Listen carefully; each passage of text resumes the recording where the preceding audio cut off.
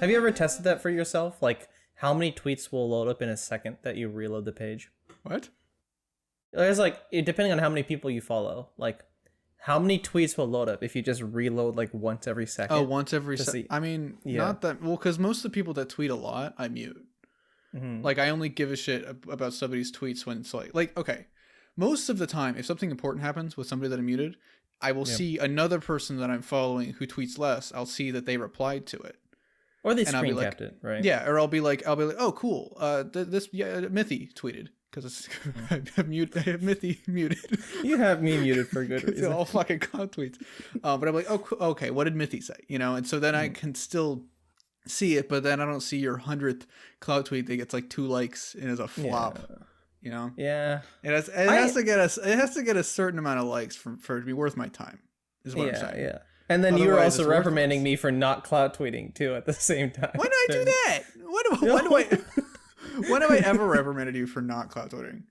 Or I mean for clout tweeting. Yes. I'm saying. Well, okay. So there's a difference between clout tweeting and having tweets that get clout. That's true. It's got to get clout. That's true. Okay, that's true. Yeah. When you chase the clout run. It's like I'll be honest. I have not tweeted that much in the past like 3 weeks.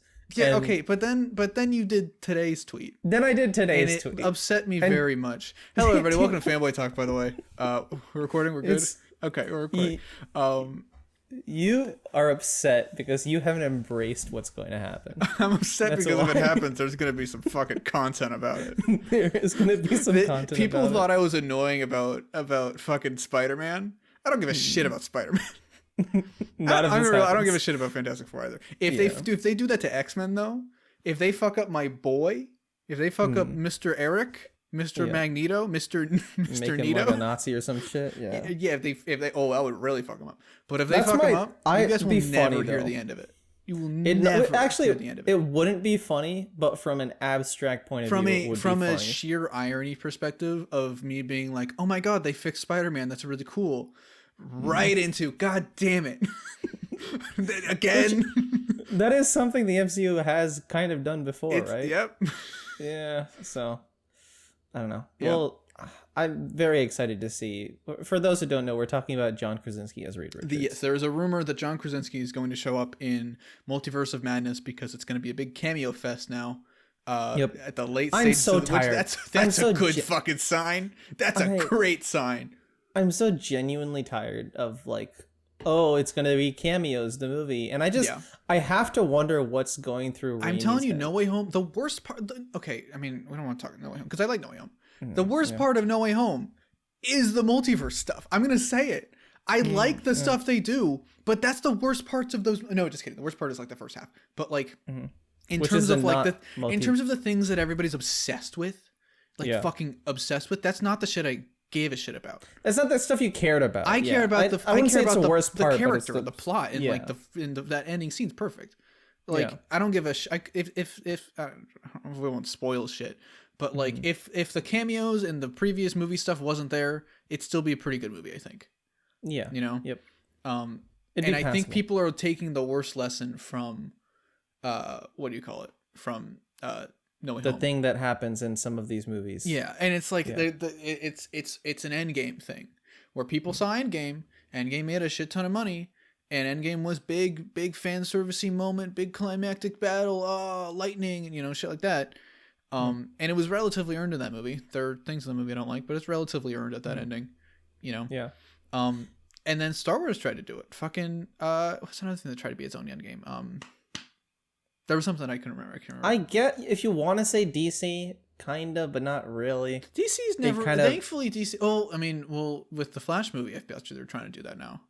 Yeah. I don't know. It feels like I don't know. I No Way Home is going to have impacts on things, and it's not going to be it's not going to be impacts the way that you would hope it's an impact.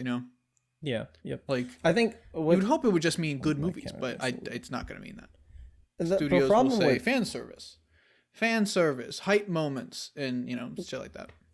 And I don't know, because there's so many producers for these movies. It's not just Kevin Feige. No, but like I feel Kevin like Feige's Marvel not is the slowly. boss. People forget that. Kevin Feige's Yeah, not the there's the people above Luis him that make these decisions D'Esposito or whatever the guy's name is, Yeah. Victor Alonso Luis or whatever. D'Esposito, There's a yeah. bunch of people Axel behind Alonso, the yeah. scenes. Oh no, I think Alonso's gone. I can't remember. Maybe. Ike Perlmutter was there for a time. We went to the same college. Right? Fun fact. Me and Axel Really? Alonso. He was editor in chief at Marvel for a while. That's wow, huh? But I think I'm slowly starting to realize Marvel doesn't necessarily know what they did with Endgame. Yep. And it's not just because it's a bunch of characters. It's because the key characters in that movie we've seen for 10 years, and it's like, yeah, I feel like we're gonna get another Spider-Man No Way Home kind of deal, probably even with Spider-Man come like the third movie with his character. Yeah, if they try and do it again, that's gonna be weird. At this rate, they make a Spider-Man movie every 2 or 2.5 years, yeah. right? So that means the third movie in the next trilogy would come out in another 6 years, Endgame, yeah. and by that time it will be kind of another Endgame, and I'm not ready for that, and I don't want that. But that's we'll see. I mean, the landscape I changed a lot between Homecoming and now, so Yeah. like I could see the landscape changing a lot by then too. So landscape could go all indie movies. Like fucking superheroes might be dead by then. You know, they won't be, but they could. I think there's not everything is fine. Everything is finite to some degree. That sounds very Daria Zendaya from what the fucking depressing characters. I don't know. I'm trying to think of depressing characters, and I just watched Euphoria, which is full of them. But everything ends eventually. I think the MCU will come to an end, but it's going to be a very slow burn. Ideally, it would come to a. If they don't change the way that they do things, it's going to come to an end, you know? But it's like, I don't think superhero movies are going to fully die because there will still be the one a year that does something fresh, you know? Yeah. There's still going to be the Logans and the Batmans and like... The Suicide Squad, okay. The Suicide Squad, like things that are like, hey, we have the comic book characters. This isn't a superhero movie. Yeah. This is a detective movie or it's a Western. They don't have a legacy that lasts like forever, but they have something that will keep you... in the conversation. I'd say the legacy. I don't know. Do you think the legacy of like something like Logan lasts forever? I think so. Maybe I don't fucking know because I guess people. Because how many people still talk about Logan? Nobody talks. Yeah, and it frustrates me because that's a good fucking movie. And same with the Suicide Squad. People dropped talking about that like really quick. Versus we still talk about WandaVision. They turned it into a war between the Suicide Squad and Snyder shit, which that's true. You haven't seen enough. I don't know if you've seen enough of it, but there's just been so much of it. I see it. I see it with Peacemaker. I think Peacemaker kind of instigated it, but like so many people are just talking about this versus that and this versus that. And I'm like, stop it, please. It's so dumb. Yeah, I saw people be like, this character dies in the Suicide Squad. How is that any different from Jimmy Olsen being killed? Yeah, because somebody died with fucking a name. Yeah, that's what it was. And it was like it wasn't Jimmy Olsen.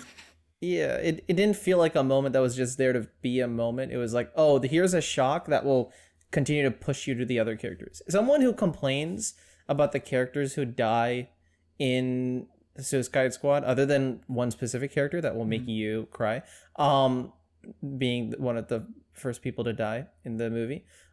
I'm dancing around spoilers, but I think I can say it, right? The movie came out last year.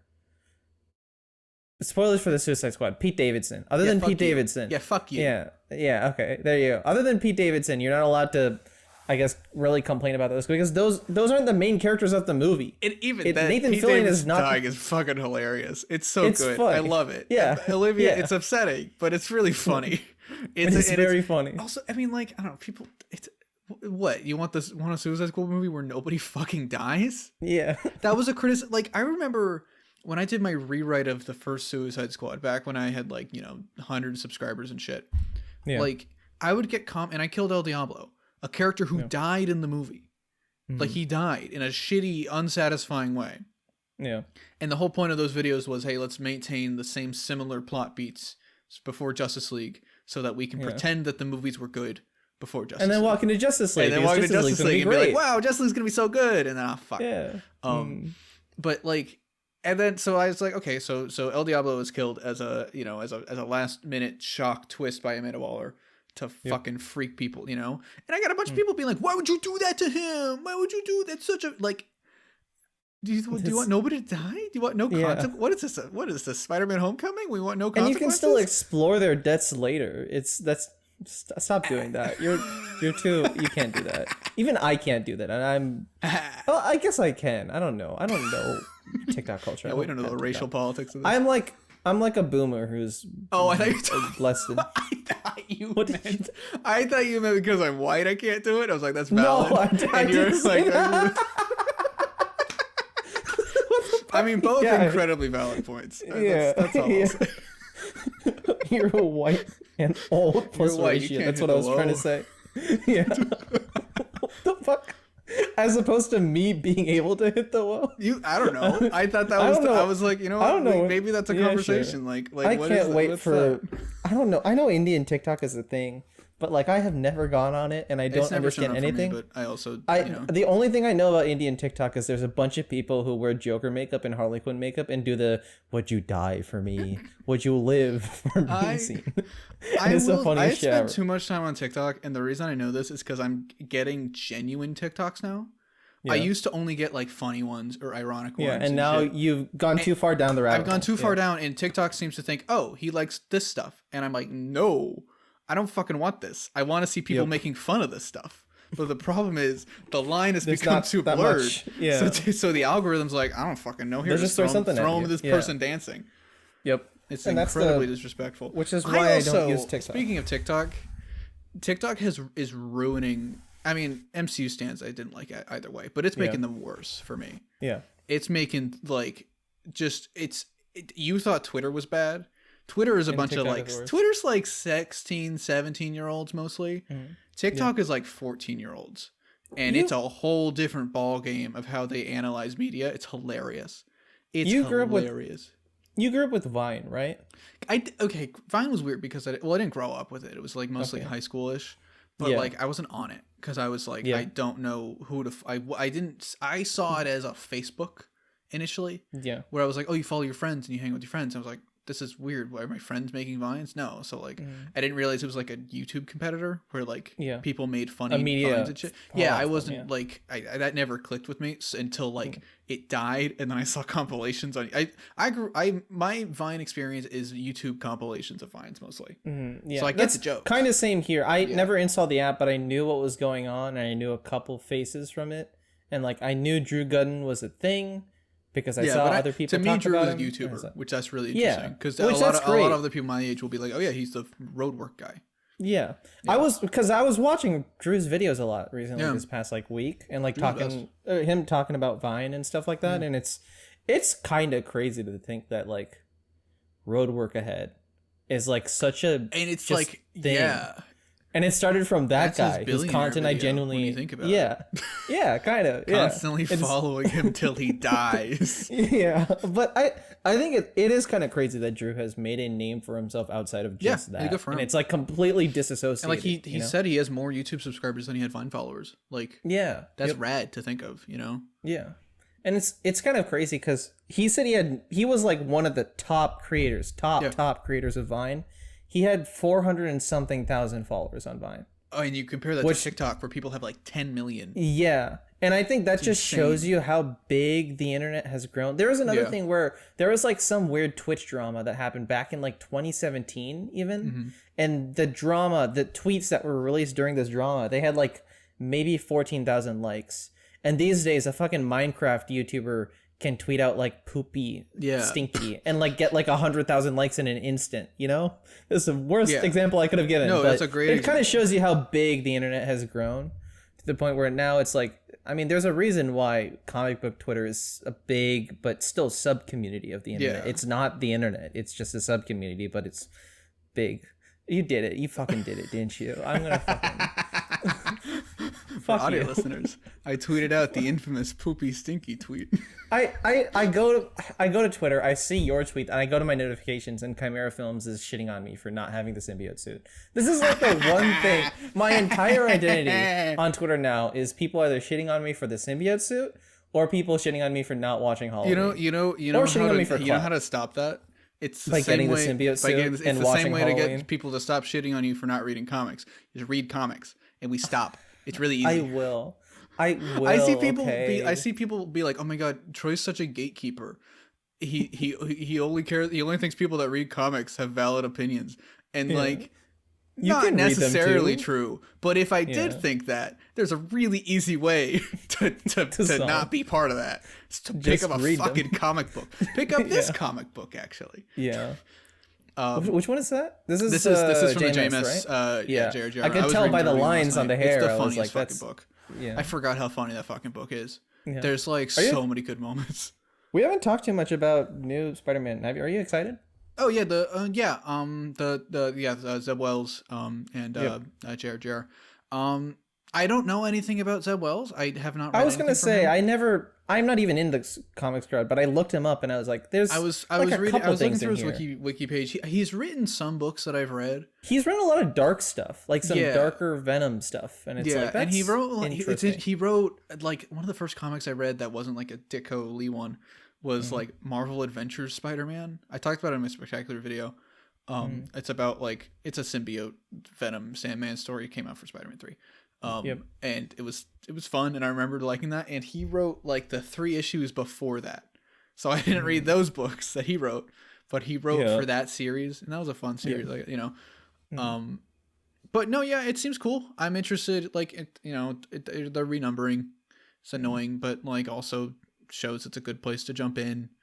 The Spencer run is good for the first like half, and then it really falls off. So I hope, I don't know, I'm just praying to God that this isn't a fucking book that's like, oh, remember this run? Oh, remember this story from again. The 1960s? Remember, no, the 60s is easy because everybody's read the fucking 60s books. Remember this book from 1994 where Spider-Man fucking beats up a fucking old woman because he was mad one day? We're going to deal with the ramifications of that. It's like, no, can you just write new stuff, Yeah.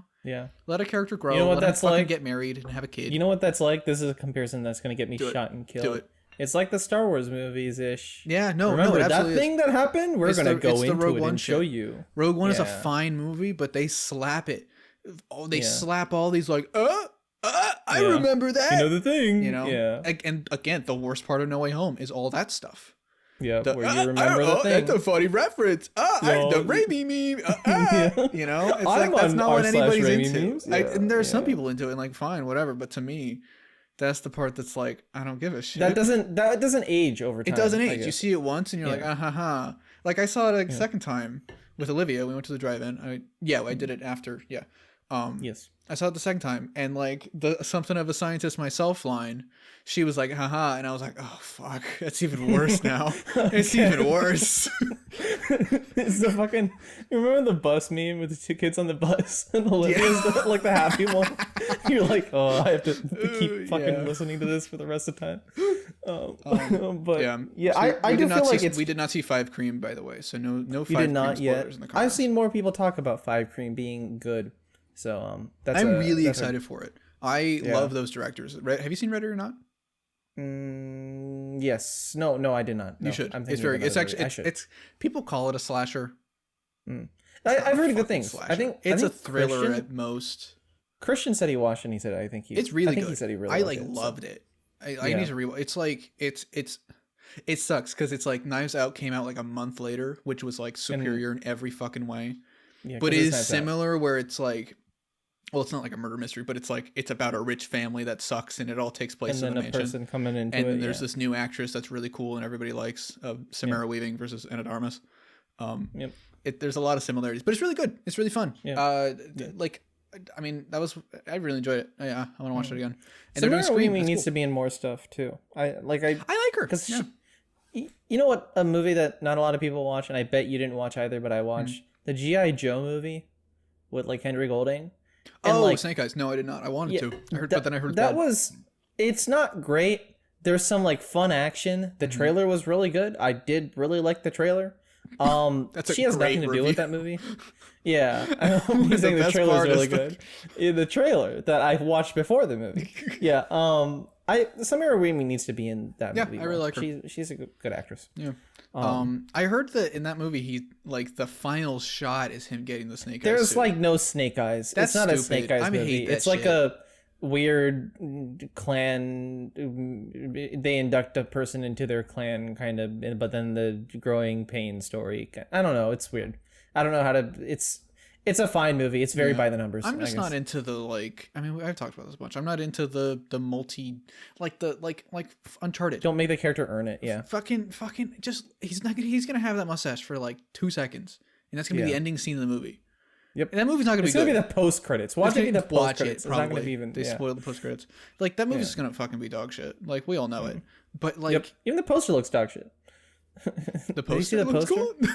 The poster looks dog shit. I did. Okay. Like, because I was gonna be like, we that's can't review me finding something to praise. Yeah. The trailer looks great. The poster looks great. That's what I mean. They showed off a scene. They showed off that one scene on the plane, and it was interesting. Yeah.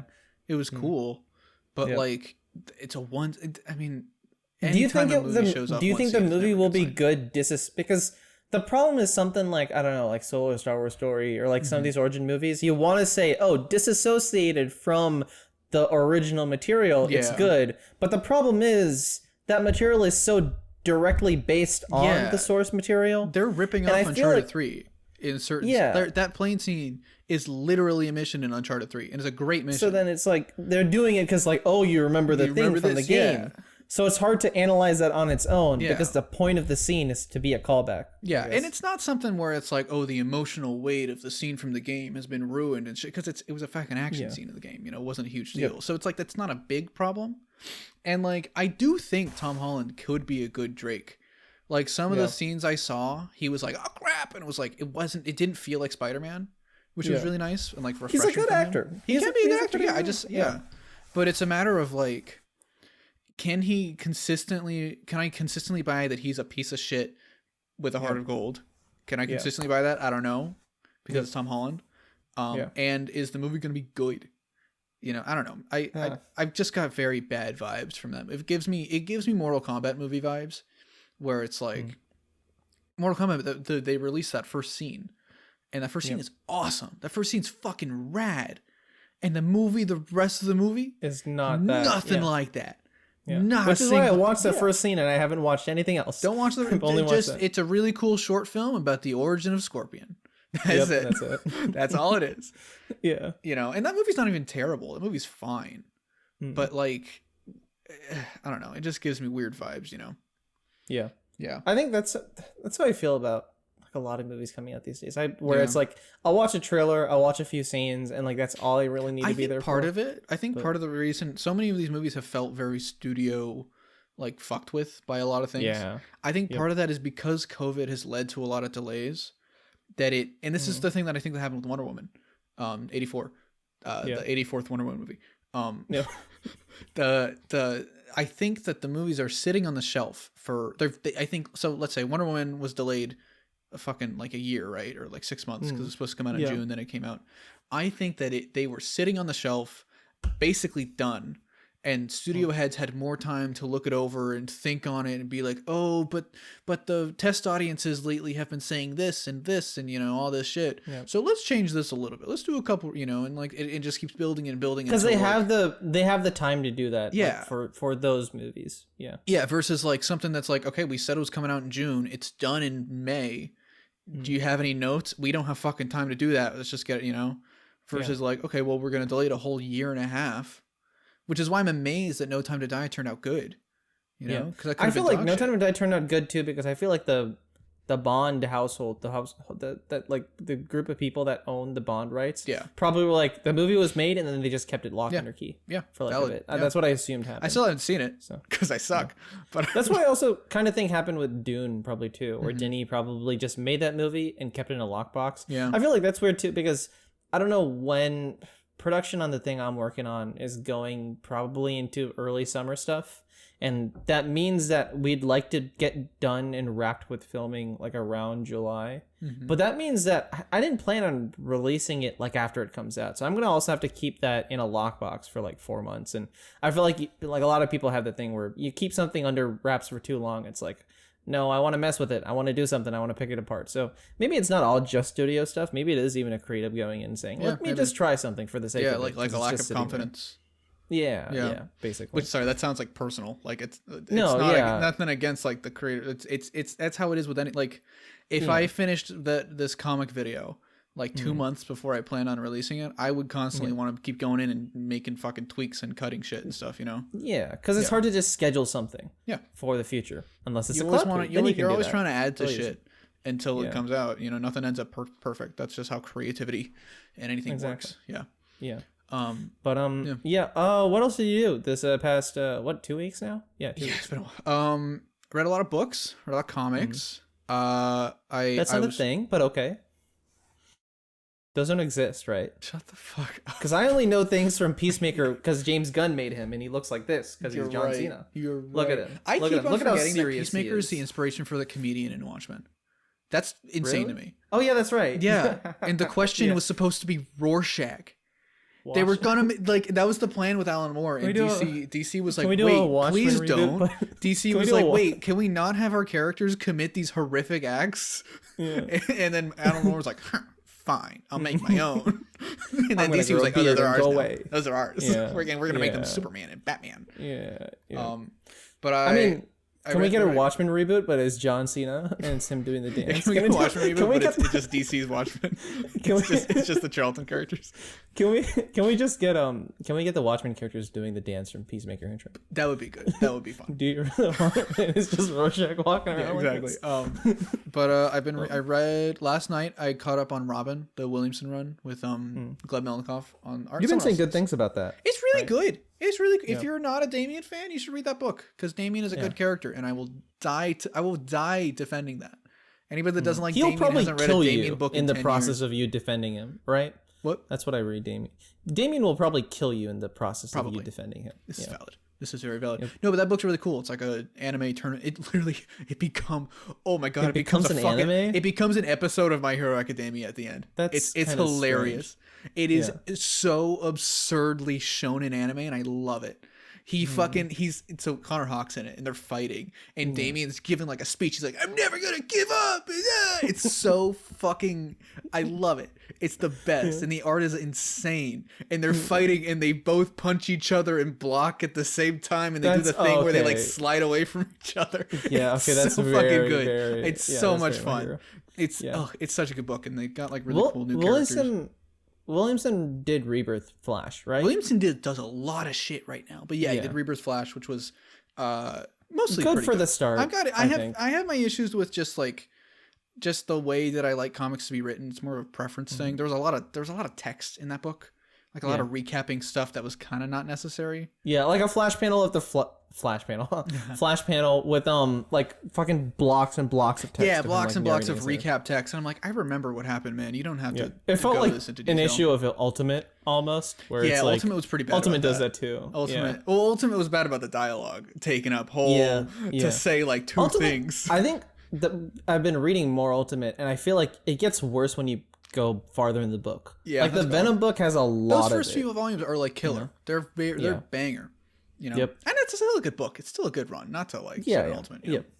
Because it's long. You know, you have to pace that in between. Yeah, I think it's really just a preference on how books are written. You know, which is Yeah. why I still like the Tom King Batman run, even though I know it's like not good. It's just the way that it's written. I'm like, this is really my fucking thing. You know. Yeah. What else did I read? I read. I finally read the annual for Life Story about Jameson. That was pretty good.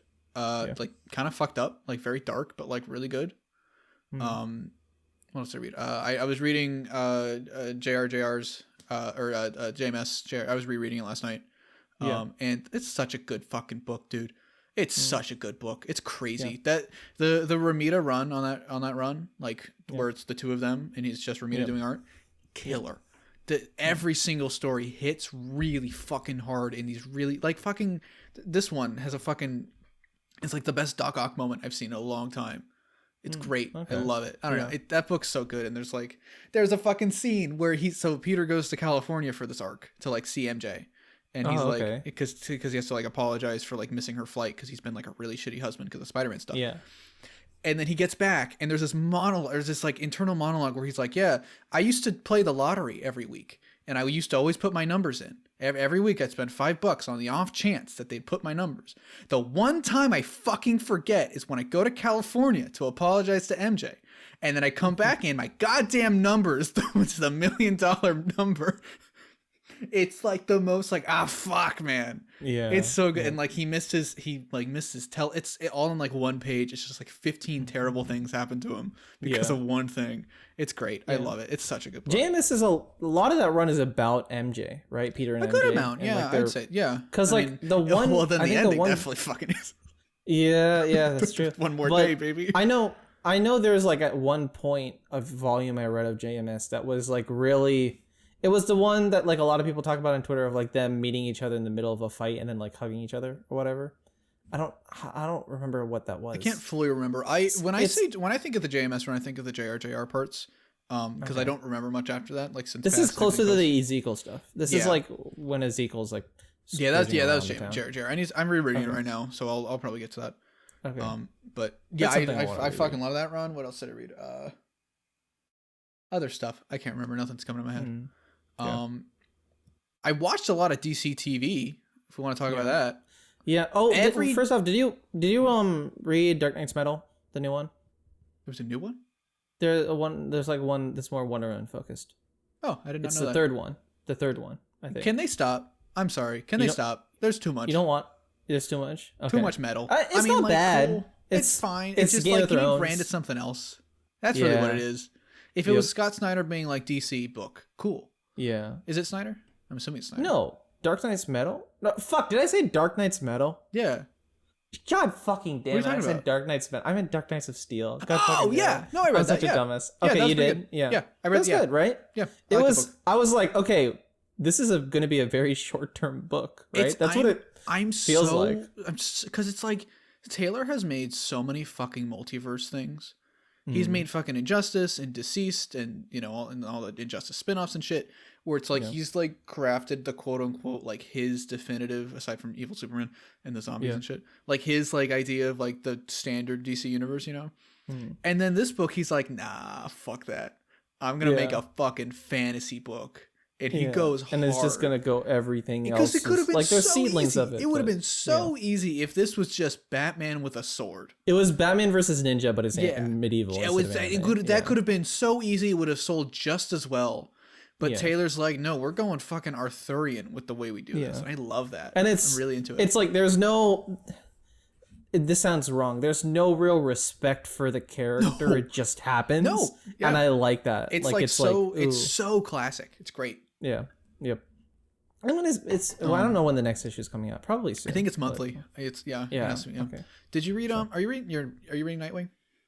No, I'm not. I should. Really good. I'm kind of waiting for it all to finish too, because I'd like to just read it as one full. It's gonna tell you now. He said he's gonna be on it for like 75 issues. Yeah, that's. Yeah. I mean, I read Ultimate in like 3 days, so. That's insane to me. I can't fathom that. I did read all nothing. Daredevil it was like it was like a slow week at work, and I just was I had like work from like 8 to like 11, and then I just fucking did nothing for like 6 hours of my day. What else? Nightwing's great. There's that one issue that was like the all one continuous image. Insane. Yeah. It's insane because if you read it digitally, you swipe you just scroll and it's the same all fucking the same picture. It's so cool. Fucking cool. Maybe I should read that. It's like, and it's such a fun little story. And like, I don't know. I was like, oh, this is probably going to be a gimmick. No, it's great. And like all the shit I said earlier about Tom Taylor, like writing comics in the way I don't particularly love. No, I take it back. Killer. That's exactly what I feel like. I feel like it'd be. This might be weird. I feel like that might be interesting to do with the Flash. Yeah, that could be fun. Just him running like the whole time, and it's just it might be a little gimmicky because you could show it as like it would have to be a really simple story though, because you would have to show certain thing, like the idea of turning a page, a whole. It'd be a day in the life, and it's just him running the whole time. Yeah. That could be interesting, actually. A whole monologue. Yeah, that could work pretty well. Yeah, and like split it up. You couldn't have some crazy plot where he gets into something crazy, but yeah, that could work really well. Yeah, yep. All right, DCTV. Do you want to talk about DCTV? And other TV. Want to start with Naomi? Because did you watch Naomi? I did not watch. I was going to, and then I was had homework, and he didn't do it. I had homework, and I didn't do it. Okay, I was too busy watching Euphoria and. We're a comic book podcast. I know. We don't talk about Zendaya. We don't talk about drug addiction. That doesn't exist in comics. Yeah. I feel like, imagine having a Euphoria centric podcast. That'd be terrible. That'd be stressful. Yeah. So Instead this of drug happened. addiction, it's So this alcoholism. happened in the episode. Yeah. And it's like having to recap that. Fuck. Yeah. But yeah, I Flash, watched kind of all Barry the Allen DC woke stuff up that and he came was this. Yeah. Okay. Go ahead. out. Sorry. Oh, sorry. No, instead of like, I didn't watch Flash. I didn't watch Batwoman. I didn't watch like that CW stuff. But I watched Naomi, the pilot. It's interesting. It's cool. I don't know what they're I haven't read that comic. I read a thing about it and I've heard people are kind of confused. I'm also a little confused. Yeah. Like it's a matter of like, I think they should have clarified. So the plot is it's in the real world where like Superman and comic book characters are comic book characters, right? And then Naomi is like a Superman stan, like not in the way that like Kamal Khan is, but in a way that like I am. You know what I'm saying? Where it's like not fictional idolization of real people, but fictional idolization of fictional like characters. When you meet Superman for real life one time, you're gonna be like, wait a second, you aren't Tom Hanks. What the fuck's going on? That's what sure. you're gonna do. Yeah, sure. Yeah. Or I'm gonna be like, you're not a real fucking person. this is clearly fictional. That's the second part of it. Yeah, but so like they establish that Superman's not real, but then some big event happens where Superman shows up in an action scene and he's like, his face is covered because they don't want to make it clear that it's Tyler Hoechlin, because I guess it's not Tyler Hoechlin. Is it the weird. Suit? It's the suit, which is even funnier. Okay, it's the same suit. It's the same model. We're gonna see Henry Cavill in that suit. That's gonna look weird. Yeah. But so Superman like shows up and there's an action scene and property is destroyed and everybody's like, "Whoa, that's so cool! What is this? An ad for something?" And I'm like, "A building was destroyed. What the fuck? This is what are you? Why is nobody freaking out?" Yeah. It's really weird. But in like the only character that's like, "Hey, what the fuck?" is Naomi, the main character. Yeah. Which is just it's very strange, but. Maybe some kind of like Truman Show thing where it's like the people around her no are like clue. Maybe I haven't read the book, so it might be. But like it's a cool. I mean, the show is a little. It's a little CW cringe. There's a little bit in there.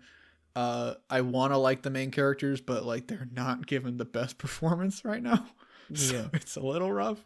That's not it gives me the vibe. It's like it's better shot than like the Flash, I'll say, but it gives me vibes of like film student, like this sounds really mean, sorry, but like of it's very bright and very soft light, but it looked like commercial. there's still direction involved, you know. So it's a better standard than CW, but I'm like this isn't as deliberate as something like Superman and Lois.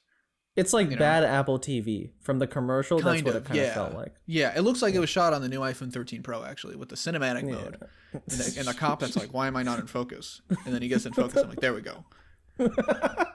Why do I know that? What was it commercial too? But it's a cool show. I'm interested in how they're gonna go with it. You know, I don't know how this could run for more than a season, but we'll see. You know, maybe it's her jumping around ideas because Ava DuVernay's I think important to DC, right? And that's why I don't want to like be like too mean about it, because I'm it's clearly a slow burn like mystery show and not the like superhero action show that they want you to that they market it as, or that like you would expect it to be. So it's cool though. I'm interested. That's all. The music is good. They've got cool. They got needle drops, needle drop after needle drop, baby. That's the standard now. Yep. They had Doja Cat and they had Jaden, so I'm happy. They had that's not bad needle drops, I guess. Yeah. My two faves. Superman, I really like Jaden's music. I'm a huge fan of Jaden's shit right now. I've been listening to a little bit more of Jaden's stuff. It's like got this nice vibe I really like. Anyway, Superman and Lois. You watch Superman and Lois? Superman and Lois is fucking. It's back and still. It's good. It's great. Great even.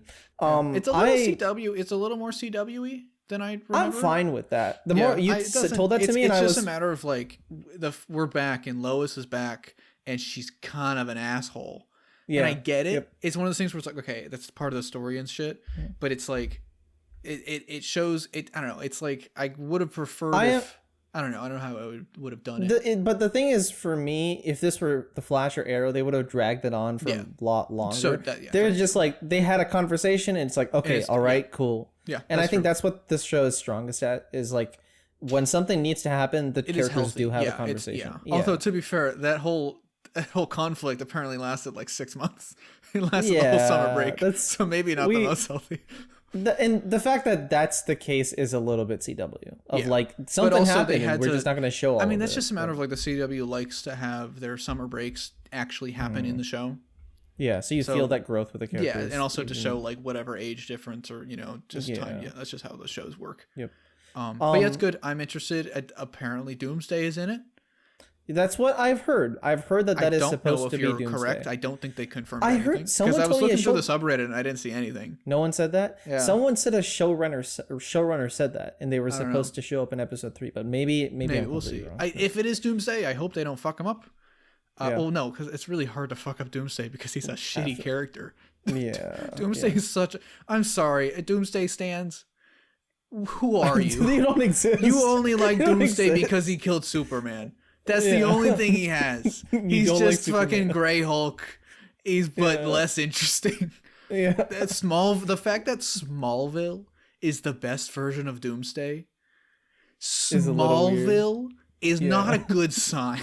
And I'm not just saying live action because we've only had the 2. I'm saying the fact that Smallville is the best Doomsday ever is not a good sign. Yeah. Smallville Doomsday is great though. I won't lie, he's fantastic. Same way Whitworth killed it. I mean, they give him more time in that show, right? What they do with him is they make him like a Jekyll and Hyde thing, where it's like there's he turns into a human being with like emotions and like regret, and he's like, it's Sam Witwer, so he's a good actor, and he's like, oh fuck, I killed somebody, god damn it, how do I do what's happening to me? And he's like an EMT, so he's an EMT that goes out and like kills people. That's it's actually very interesting dichotomy. It's really good. Character to make a season superhero, 8. yeah. I would actually. You could do this too. Just watch season 8. I actually kind of just watch only it. season 8. Season 8's pretty good. I'll do that. I mean, there's gonna be some shit that's like, oh, that's weird. I'll like watch a recap. I'll get it. Yeah, there's gonna be some shit where you're like, why the fuck is Lex all burnt up and wearing a Bane mask for half of a second, and it's clearly not Michael Rosenbaum. That's okay. Because they couldn't get him back. Yeah, it's Why? weird. It's weird. They didn't know what they were doing with Lex. There's a whole 2-hour video there that I have not written yet. But yeah, Superman and Lois, I mean, it's still visually really great. People are making Man of Steel comparisons, but they do that. It's a show that's like very clearly inspired by Man of Steel, and that's not a bad thing. Yeah, people will be like, "Oh my god, they ripped off Snyder." What do you want then? Do you want it to look like shit? Yeah, like, do you want to look like the old like fucking movies? It's clearly not done in a negative. It's clearly done in a way that's like, hey, we really like the way Man of Steel looked. You know? Yep. Twitter is stupid. DC Twitter is insane to me. Only DC Comics. DC Comics Twitter, great. I love DC Comics Twitter. DC movie / TV Twitter, insane. I don't want any part of that. Yep. What's the other thing I was thinking about the show? I'm actually kind of interested in the new villain-ish plotline of the army in general. I feel like the idea that they're wearing the S. Yeah. And it's like, and he's like, hey, don't wear that. And they're like, I don't give a fuck. That's really cool to me. I really like the way. Yeah. I think is Tyler my favorite Superman now? I don't. Maybe. I don't know. I'm trying to think about it. He's the one that's had the best writing of the. I mean, aside from 78. Like, in 78 it's dated, but I love it. Yeah. Like, I feel like he has the best because when he's like, I gave my production to the world long ago, and it's like I gave that. That's like good. that's a really good, and that's a good mature thing. I don't. He's got this nice balance that like Cavill I think could have had with the right kind of writing. Of like, you see the power in him, but you also see that he's just a dude still. You know, he feels a lot more like an adult Spider-Man in a way. Yeah. Where it's and that's the way best way. Nobody likes to mention this, but Superman and Spider-Man are best when they're written like each other. Mm-hmm. You know, Spider-Man is at his best when he's written like Superman, and Superman's at his best when he's written like Spider-Man. Not in every, but you know what I'm saying. No, I think it's hard to say like as an actor, because I'll bet you like, what if Brandon Routh was in this role? I feel like it'd be better. I like Tyler a lot, but just like Brandon kills it. You know, Brendan would look visually more like the part. Maybe. Yeah. I feel like Tyler brings a level of humanity to the role that like I don't see a lot with. Like Brandon is great and he's cool as Ray Palmer. I don't love his Ray Palmer stuff all the time, but it's good. Well, his Ray Palmer, but it's very I'm uppity up. I'm Superman, yay! And it's like maybe given the right material, he could go to that. But Tyler feels like just a genuine fucking dad. Yeah, he's like, fair. I'm here. I'm with my boys. I think it's that I can't see Tyler as older than like 25. And so when the kids look 20 and they're like, I'm 14. and Tyler's like they looking give him the facial 21, and hair. he's like, I'm 35. I'm like, yeah, no, you're they give him the not, facial dude. hair, and I can believe it with the facial hair, and I think he has like bulked up a lot. Stuff. Yeah. So I we didn't have a podcast. It's growing on me, I when guess. the season 1 was coming out. I have always loved the fact that there is extra padding in the Superman suit to make him a little bit bigger. Yep. I think that's so great. That's super smart because it adds more to like the Grant Morrison like the way in All Star Superman, the way he carries himself and like slouches and stuff is like extremely overdone. You know, because it's a comic, they can, and it works well. But it's like you can't do that in live action. Somehow Chris Reeve did it. I don't know how he fucking did it, but he did it. He did it. He did very it. good. But this is a good way to do that without like requiring, you know, the most insane amount of acting talent, physical acting at all times. Yeah. Not to say that Tyler doesn't have that, because he does.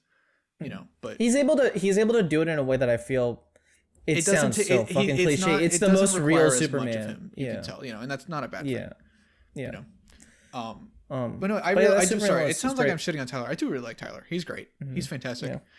It really is. I think he just needs the fucking hair curl, and then I'd buy it. Yeah, he needs longer hair. I think that's what it is too. It's his hair is just like so like, it's so modern e-boy. It's so straight. You know, it's like Batman hair. Yeah, and it's weird because he's got curly hair.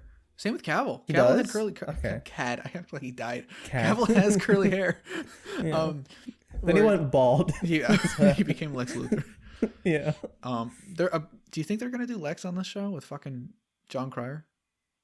If they do Lex, I have a hard time believing they do John Cryer again. But they did. They're bringing back Jenna Dewan for Lois, or Lois's sister. Lucy Lane. They are? Interesting. They are. So maybe they would do John Cryer. Yeah. Is there something against like showing Superman versus Lex on the show? I don't think so. Right? No, I don't. I think it's a matter of they want to spend some time doing other stuff because it's like everybody's they're tackling a lot of just like new material. I think we're like Natalie is a completely fucking different thing to throw into the show that I really like. So, I don't know. Super because this isn't a bad thing because I like it.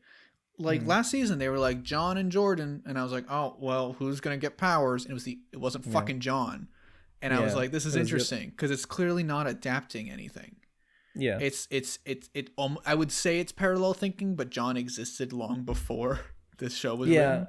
So and John is not like Jordan. Like John in the comics is not like Jordan. No. Right? You could make an argument kind of, but not really, no. Like no, John is very much the child of Clark Kent in every possible fucking way. Yeah. And I like what they do with this show where Jordan he was named after Jor-El. Is like the fucking the Superman is the Superman's it's the Kryptonian side, and then John is the human side. And so like I don't want John to get superpowers. I don't want him to be a superhero. I just want more from him. I want more from him for sure. But I like that his problem is like football and girls and school stuff. That's really human, and he's a character in Euphoria now. That's what he's becoming. Oh no! Somebody watch out. Oh God. John, look out for Fez. Look out his name. Look out for Jacob Elordi. He's gonna come beat the shit out of you. I can't wait till Jacob Elordi gets added to the I can't wait till Jacob Elordi is Nightwing on the CW. Fuck. Oh no. That's gonna happen. The fact that you said that it's gonna happen. It's like every conventionally handsome white man is eventually gonna play Dick Grayson. I'm convinced. Either in a fan film or on TV or in a fucking streaming. It's gonna happen. The fact that Dylan O'Brien is in the running means jack shit. Yeah. Because Dylan O'Brien has been in the running for every white character on the planet. For 10 years. They were like fucking back in 2015. No, back in fucking Amazing Spider-Man 1 days. They were Dylan O'Brien is in the running to play a high school Peter Parker. That's what they did with Josh Hutcherson, right? For the longest time too. Where they're like, he's gonna play everyone too. Hollywood knows 3 white boys. Now Timothée Chalamet is one of them. Oh no, Timothée Chalamet is gonna be Dick Grayson. Timothée Chalamet. Tom Holland did it because he became Spider-Man. Yeah, thank God. No, Tom Holland's gonna be Dick Grayson too. There you go. Here we go. Yeah. Jacob Elordi in like a hero-y role. I can't after Euphoria, I can't see it. Because I'm sure he could do it, but have you seen The Kissing Booth? No, and I don't want to because I feel like that will ruin my image. It's art. It's the best movie ever. Is it? He's a piece of shit in The Kissing Booth too. Really? Okay. The one movie where he can be like the likable love interest. He like has anger issues and like lashes out at fucking Joey King. It's really funny. I thought he was like a protagonist in that. I mean, I guess he kind of is. No, but... it's weird because I think they still get together at the end. No, wait. Yeah. Really? Wait, I'm trying to remember. Yeah, they're the like main love interest. It's not the guy from F the Prom. It's the guy from it's the guy from Euphoria. Okay. Those movies are fucking wild, man. They were written by like a 15-year-old girl, and I love that. And I'm so happy for her. Beth, if you're listening to this for God knows whatever fucking reason, good on you. That's awesome. For making them? Yeah, like, I mean, I guess she published made a trilogy of that book when movies, she was 16, and they made a fucking Netflix series about it. I'd love that. That's okay. Yeah, that's my rant about the kissing booth. Yeah. Of all things to do. You know who's in the kissing booth? You know who's in the fucking kissing booth? Who's in the kissing booth? What's her name? Legends of Tomorrow, Vixen. She's in the kissing booth?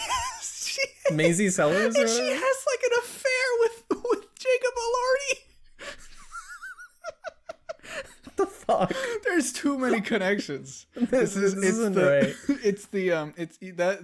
Those movies. If you only watch comic book things, but you know those movies, those things can fucking save your life in a 6 Degrees of Kevin Bacon game. Yeah, it's like you saw the thing about like Andrew Garfield, Jamie Dornan, Eddie Redmayne, and Robert Pattinson being like roommates at one point. That's right, I did see that. That's awesome. And it's like I love those boys. That's very cool. I can never imagine that. Like, at least. Yeah. Wait, you didn't say Lin-Manuel Miranda, did you? I don't know why. I don't know why my brain thought you said Lin-Manuel Miranda for a second. I was like, wait. That's weird. Yeah, so Andrew Garfield, Lin-Manuel Miranda. I don't fucking know, man. You listed like three like people that have done musicals. I'm just my brain filled in the gap. I'm just imagining Robert Pattinson in the corner. Dude, Robert Pattinson would kill him. Robert Pattinson would murder Lin-Manuel Miranda in the most brutal way, and everybody in that room would cover it up. Fuck, this is the hardest I've laughed on the cops would show up, they see a pool of blood, and Andrew would be like, yeah, sorry, I tripped and fell. I was clipped by a bike messenger. The fuck?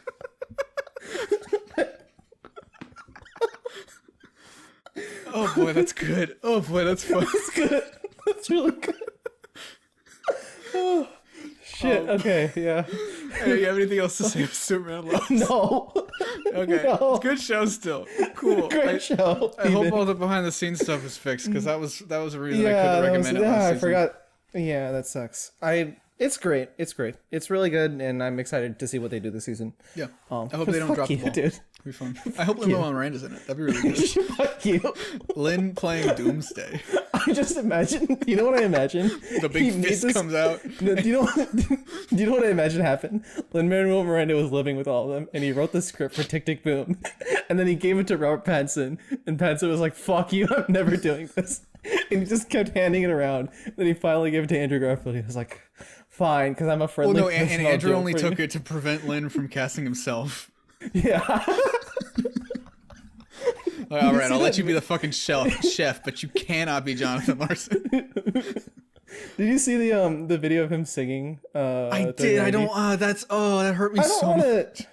He's not like terrible, and I'm not gonna come here and say that I'm gonna do a better job.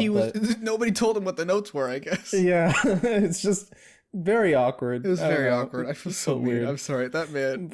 But now I'm imagining. Now that I've brought up Lin in Superman and Lois, there are the earthquakes, right?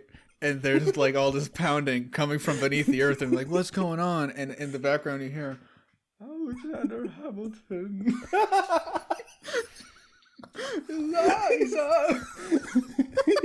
He's just really muffled. He's trying to sing to the sinking of the pounding, and he's like, I can do something here. I can do something really interesting. Ooh, Philip wouldn't smile. This is a good podcast, everybody. This is great. Lin-Manuel Miranda is the do you want to talk about Peacemaker? DC finding. Yeah, Peacemaker. Yeah.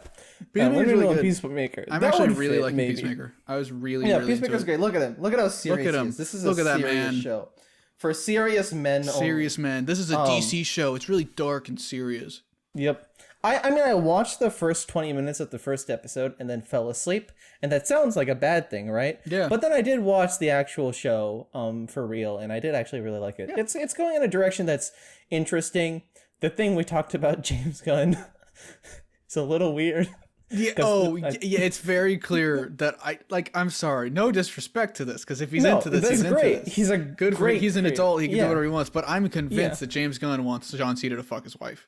I'm convinced the way that they frame her. For anyone who doesn't know, the woman that plays Harcourt is James Gunn's wife. The way that she is shot and framed, I understand. You're like, oh, I want to make my wife look cool and hot. That's cool. Yeah. But then you cut to John Cena being like, oh, I want to fuck her. Ooh. And it's like, okay. And there's a thing for the new. I'm sensing something. Like, if they have a relationship, that's cool. But it's just knowing that behind the scenes detail, I'm like, it's got to be weird, right? Did something happen on the during the empanada scene? Yeah. She's on the empanadas, and we're like, James, we have to talk. we need to do something about this. But no, the show's really good, and she's really good in the show. This is not a know, she's like she's a very interesting character. All the characters are actually pretty good. Even who's the new character, and Amanda Waller's daughter. Yeah, thanks. I guess that's spoiler, but yeah. Fuck, God, okay. We're talking about this show. I'll put a tag spoilers thing. Motherfucker. That was cool. I didn't expect that though. Yeah, that was a good twist. She's a good character. Yeah, I did like how I was always worried that they were gonna make Peacemaker look like just a bumbling buffoon idiot, and for the most part he is. But in that scene, it's like he picks up on what's going on and what they're talking about, and like I like that he's not just like, wait, what's going on? Yeah, he's I dumb. don't know what's going on. He's dumb, but he's not stupid. Yeah, exactly. You know, and I'm really liking. I was so worried that this was gonna, after the end of the Suicide Squad, that they were gonna be like, let's glorify this dude. You know, let's make him a show for the fucking right wing people about how great peace is and how great our country is and all this shit. Which is which, like, ever seen the Suicide Squad, I should have been like, no, of course that's not what the show is gonna be. But in the back of my mind, I was like, oh, there's a risk there. You know, just with everything about this. But no, this is like a story about a guy that was raised in that type of environment. This is a story about a guy who was raised in an abusive household with an abusive father. By a fucking Nazi. We're spoiling the show. By a legit Nazi. Which is great to that's terrifying. see those scenes and feel unsettling. That scene made me so deeply uncomfortable. Yeah. That was like that was like some Euphoria levels of like, oh boy. Which... It's a show about a guy who grew up with an abusive father who's kind of indoctrinated him into a bit of his lifestyle, and now he's having second thoughts about it and doesn't know how to deal with those anger issues. Learn like shit. On one side you have Nate, on the other side you have Chris Smith, I guess is his fucking name. Yeah. Just calling him John Cena. But like, you know, it's cool to see that. I feel like I can still root for John Cena's character without completely like agreeing with him on like fucking everything. No, he's an endearing character to a certain extent, I guess. Yeah, and it's like there's very clearly an arc here that's going to be very interesting, and it shows like when you think about like what other the Suicide Squad character could there have been? Bloodsport? Yeah, that could have been cool, but I'll bet you John Cena or I'll bet you Idris Elba wasn't as available. You know? Yeah. Like it is justifying fully this show's existence very quickly, and I really like it, and I'm really into the main plot, this whole butterfly thing. I'm like fascinated. Yeah as to like what this means too, because like I it might tie into Blue Beetle. You know that? I didn't even think about I think that. I think it's the Reach, dude. That makes a lot of sense. That's the only like bug actually. thing. That's the only, unless if it's just some fucking alien creature thing that like James Gunn wants to do. That's fine, you know, whatever. But like Gunn always introduces things in his shows for other people to just pick up and run with. Not that he plans the other people's stuff, but he introduces seedlings of stuff for other people to go along with, right? Yeah. Because that's, I guess, kind of what Taika did with bits and pieces of Thor 3 is like, I guess they didn't introduce a car, but like that tone for these kind of characters was introduced by Gunn before Taika like went and rode that line his own way. So I feel like maybe Gunn is setting small little bits and pieces for someone to come in and be like, I want to do a character who's related to Argus and some other dumb bullshit, and it's like it could work. Yeah, so. I don't know if it is the Reach, that could be really interesting. Because then if it's the Reach, that means that DC would be like, hey, do whatever you want. Because like DC 5 years ago would have been like, no, don't do the Reach. We're gonna do a Blue Beetle movie, and we don't want anything to have we don't want any problems with that. You know, we want to start that all there. Yeah, we want to really establish that, and we don't want any contradictions. But now it seems like DC's like, nah, fuck it. Yeah, sure. Yep. Use whatever you want to use, and that's cool. I like that. Yeah. I think this show has potential. I was feeling weird about the vigilante stuff. Vigilante stuff is interesting. I get it because it's like he's a much more serious character. He's in the he's comics, the Punisher right? in the comics. He's DC's version of the Punisher. Essentially, those were written by fucking why the I already forget his fucking name, beard guy, Alan Moore. Yeah, they were written by Alan Moore, and it's like, I wonder how he feels. It's about a little. this. I mean, Alan Moore's not watching any fucking DC shows. I'm gonna tell you now. He's not. So he doesn't fucking care. After Watchmen, he's like, I'm out. I don't give a fuck. Yeah. And you know what? Good, valid king. But I'm not. It's not a huge problem to me. But I get why like vigilante fans would be annoyed. I like the character. I've read about the character. Like, but it also like tonally. I don't know. It's like, would you rather him be the Punisher? In something like Arrow, it's so drastically different, but it fits that season so. I forgot he was in well. Arrow. Wait, what did he look like in Arrow? Yeah. I forgot. Was it a good suit? Do you remember season 5 of Arrow? That's what I'm saying. That's why I don't remember.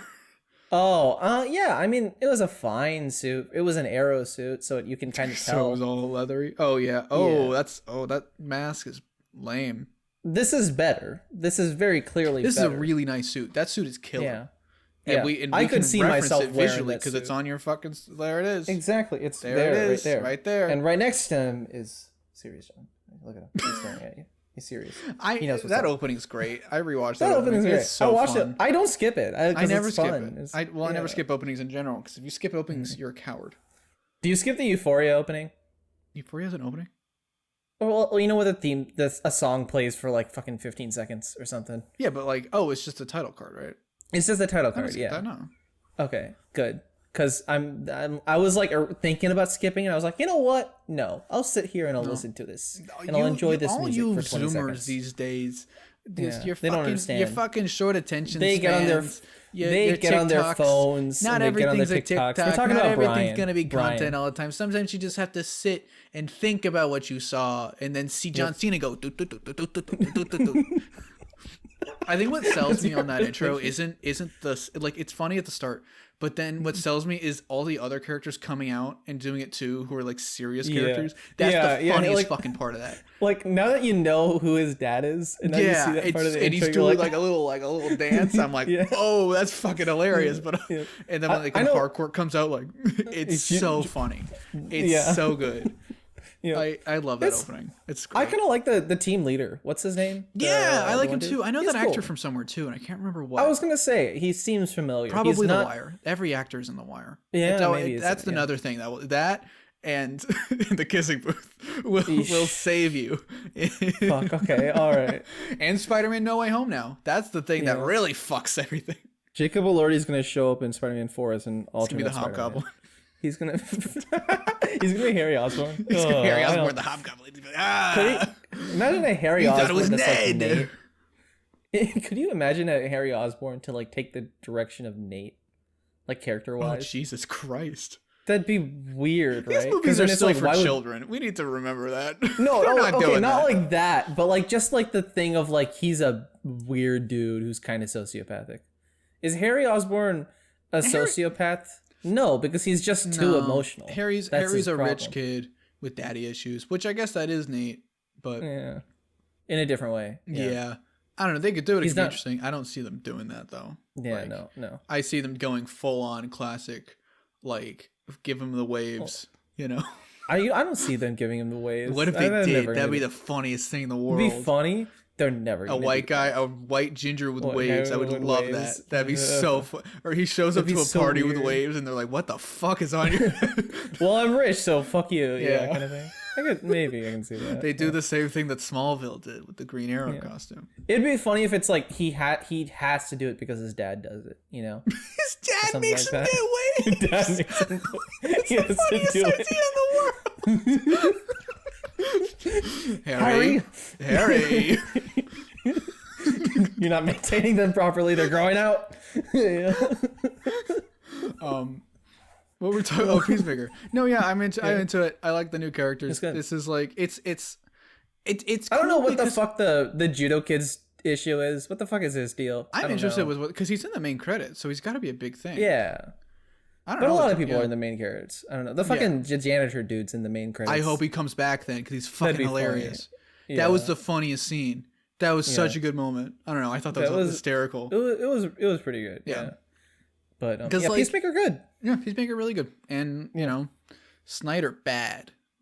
Snyder bad. We have Snyder to pick. Bad. We all DC pick sides should be here. more like Marvel.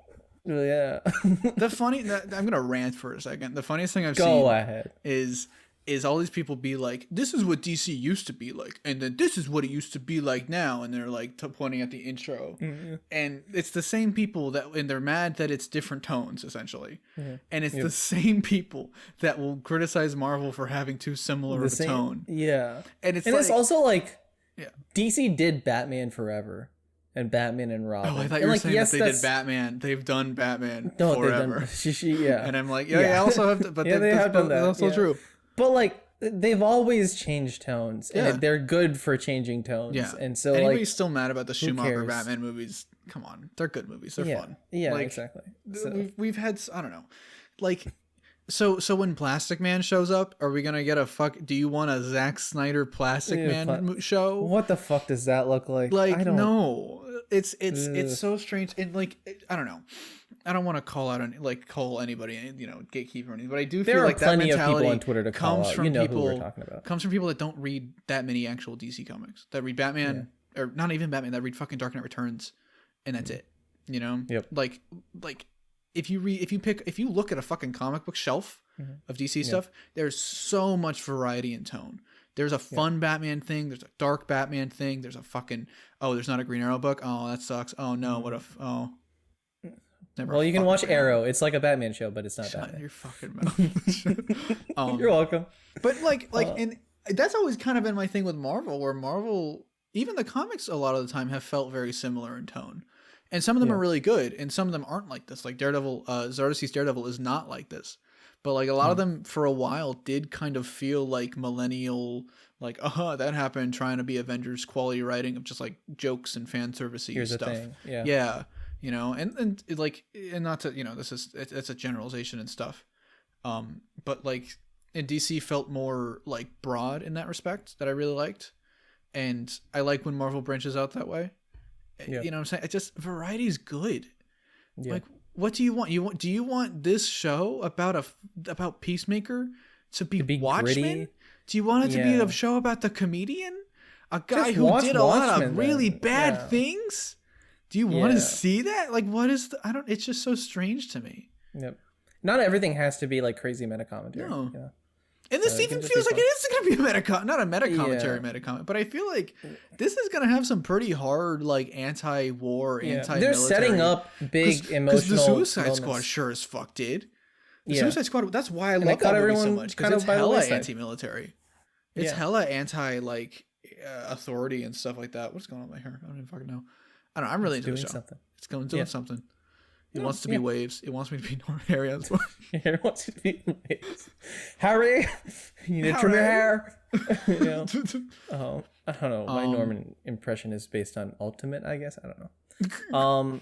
Speaking of DC stuff I watched, this is a new DC show. Mm-hmm. I watched Batman Returns for the first time yesterday or the day before yesterday. With the movie? Yes, because I had not like seen it in its entirety. I know bits of what happened, but that was it. I'm not gonna say the people that like were like, oh, it's too dark and depressing were completely right.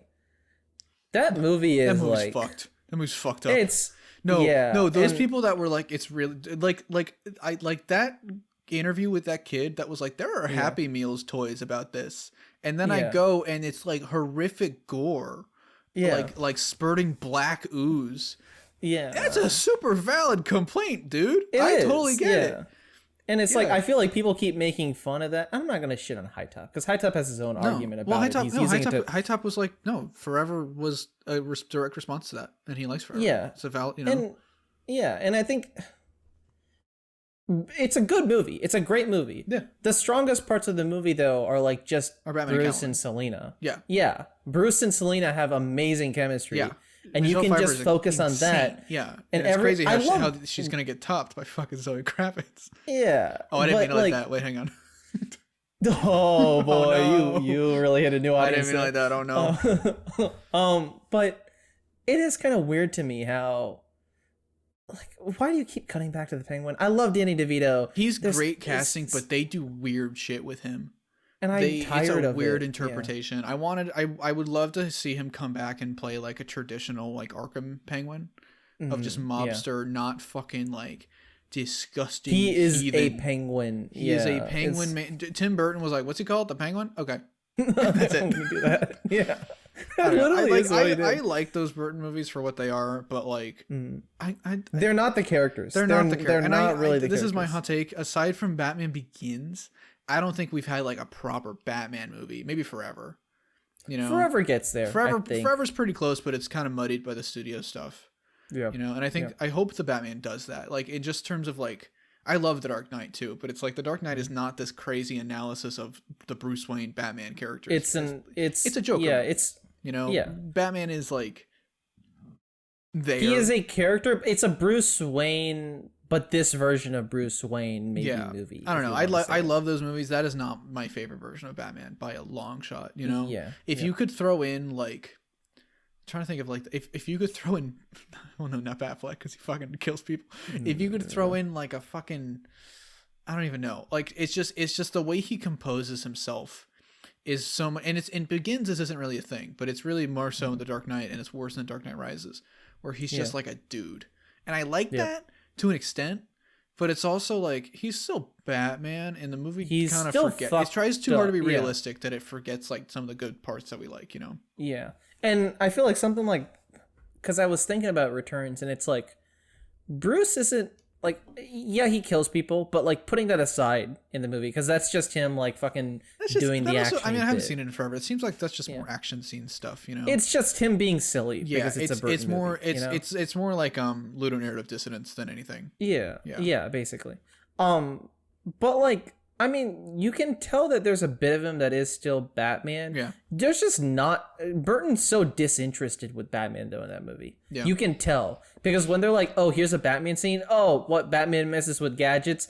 Okay, he changes the Penguin speech. And, like, that's what gets him fucking railed by the public. It's like, all right, cool. That's a scene that we can do and just have Alfred smile at the camera. Whatever.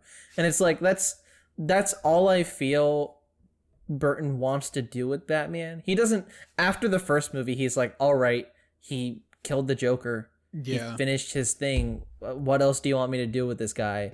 Oh, there's a penguin dude. Okay, I'm going to do a bunch of fucked up shit with him. Yeah. Oh, there's a Catwoman. I'm going to make her like fucking a sex personified and to make that the movie. And it's like, that's fine. And I think Michelle Pfeiffer, bless her heart for doing this movie and doing it justice. Yeah. She saves a good amount of weird scenes. Sure, yeah. Because without her, I feel like that character would have been written off as a very almost misogynistic, I want to say, kind of portrayal of women. It is dangerously close to like super objectifying, but she makes it like empowering in a really cool way. Exactly. Yeah. And I think I'm glad that happens, and that way I can retroactively look at the chemistry these two have and be like, okay, that's still good. Yeah. But the movie just keeps distracting itself with the fucking gory ass penguin that I'm like, fair. Okay, I need to rewatch it. I haven't seen it forever. Yeah. It's not bad. I understand why it gets like almost a cult following of people who think it's amazing. Yeah. It's just a little weird to like revisit in the structure of what time is now. That sounds very pretentious, but it's just weird to revisit. Burton movies like are super successful and beloved, not necessarily because of plot.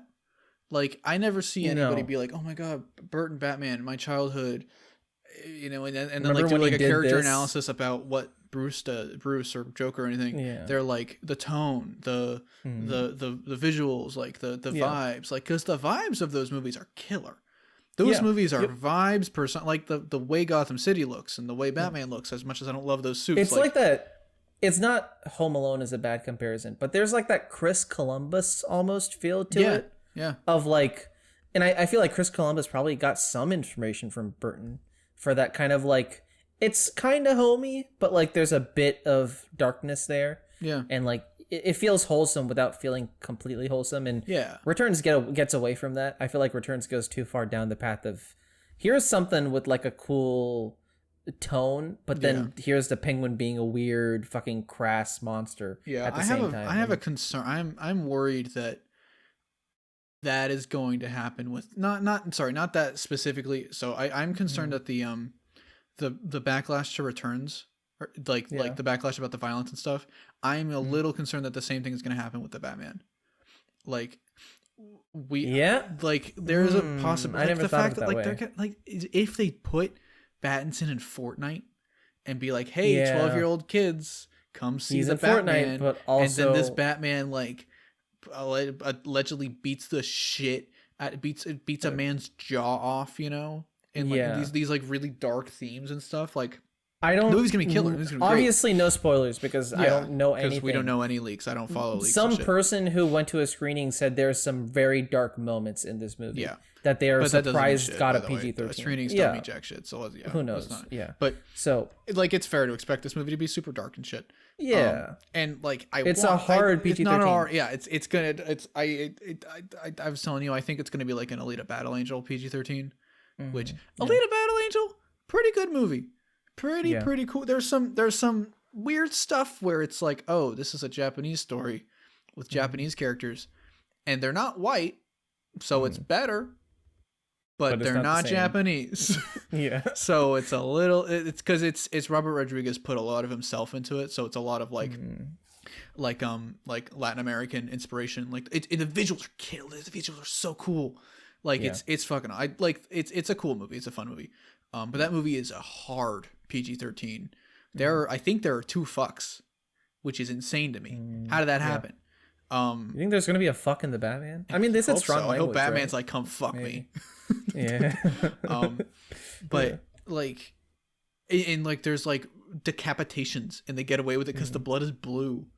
You know, and like all that shit. It's like, how the fuck was this not R? I could see that being not necessarily for violence, but for like dark themes, you know. Do you know what tone the Batman movie has to strike, at least like in terms of a rating for me? And this is not just being a fan. I just think this would be good for audiences to still feel comfortable with the character.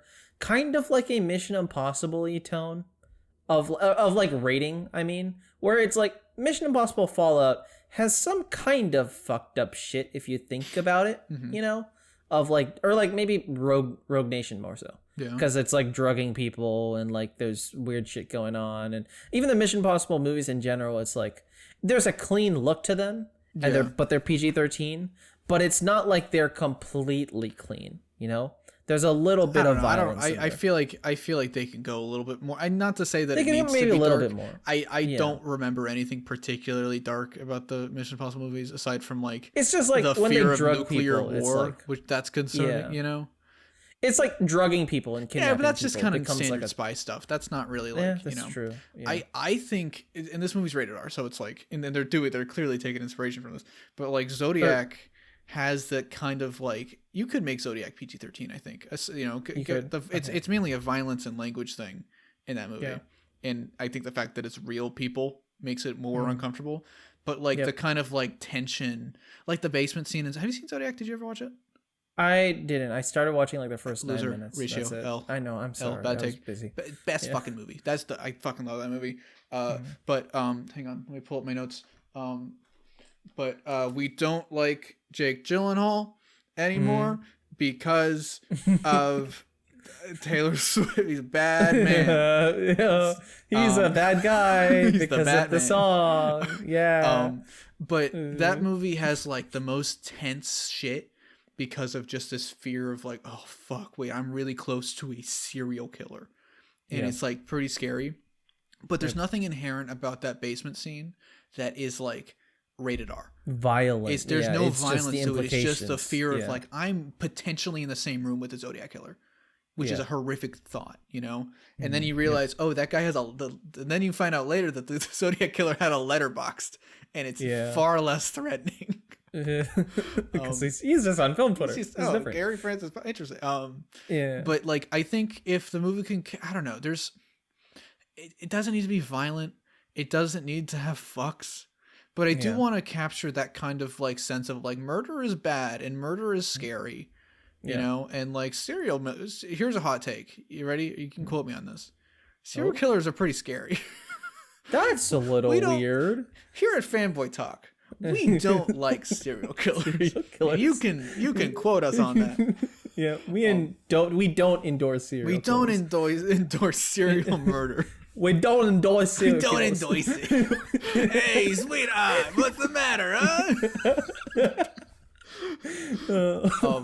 But we need. That's what's gonna save this movie from being R-rated. Is like Batman's gonna beat the shit out of a dude and it's gonna cut to Cobblepot. Going like, hey, the fact the Penguin's gonna say fuck a bunch, guy. but because he says it in a silly New York accent. He's gonna say walk.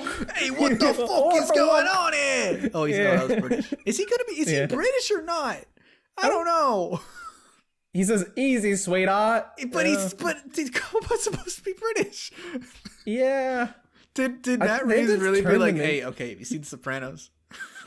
No. You know what? You know how you said someone told Tim Burton, "Oh, it's a penguin." Okay. Someone told Matt Reeves, he was like, "Oh, he's an Italian mobster," or like, "Oh, he's like the Godfather." A mobster? Okay. Like Italian, right? Yeah. And then they were like, "Oh no, Matt, he's actually pretty." You mean Italian, right? Yeah. There we go. This is an offensive stereotype about Italian people, right? Yeah. Like, There we go. Yes, sir. Yes, Matt Reeves. Yes, sir.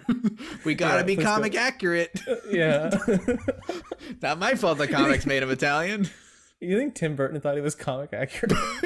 Because he never read it. He was like, I think I did it, right? I don't know what either he read the comics and liked them, or he read the comics and fucking hated them. There's no middle ground. Yeah. Isn't it? There's that one interview where they're like, if you know me, you know I never read comics. And I can't remember. Yeah, I thought there was. I don't remember too many interviews and shit. Yeah. But yeah, I don't think sorry, we transitioned to this whole topic about it being rated R.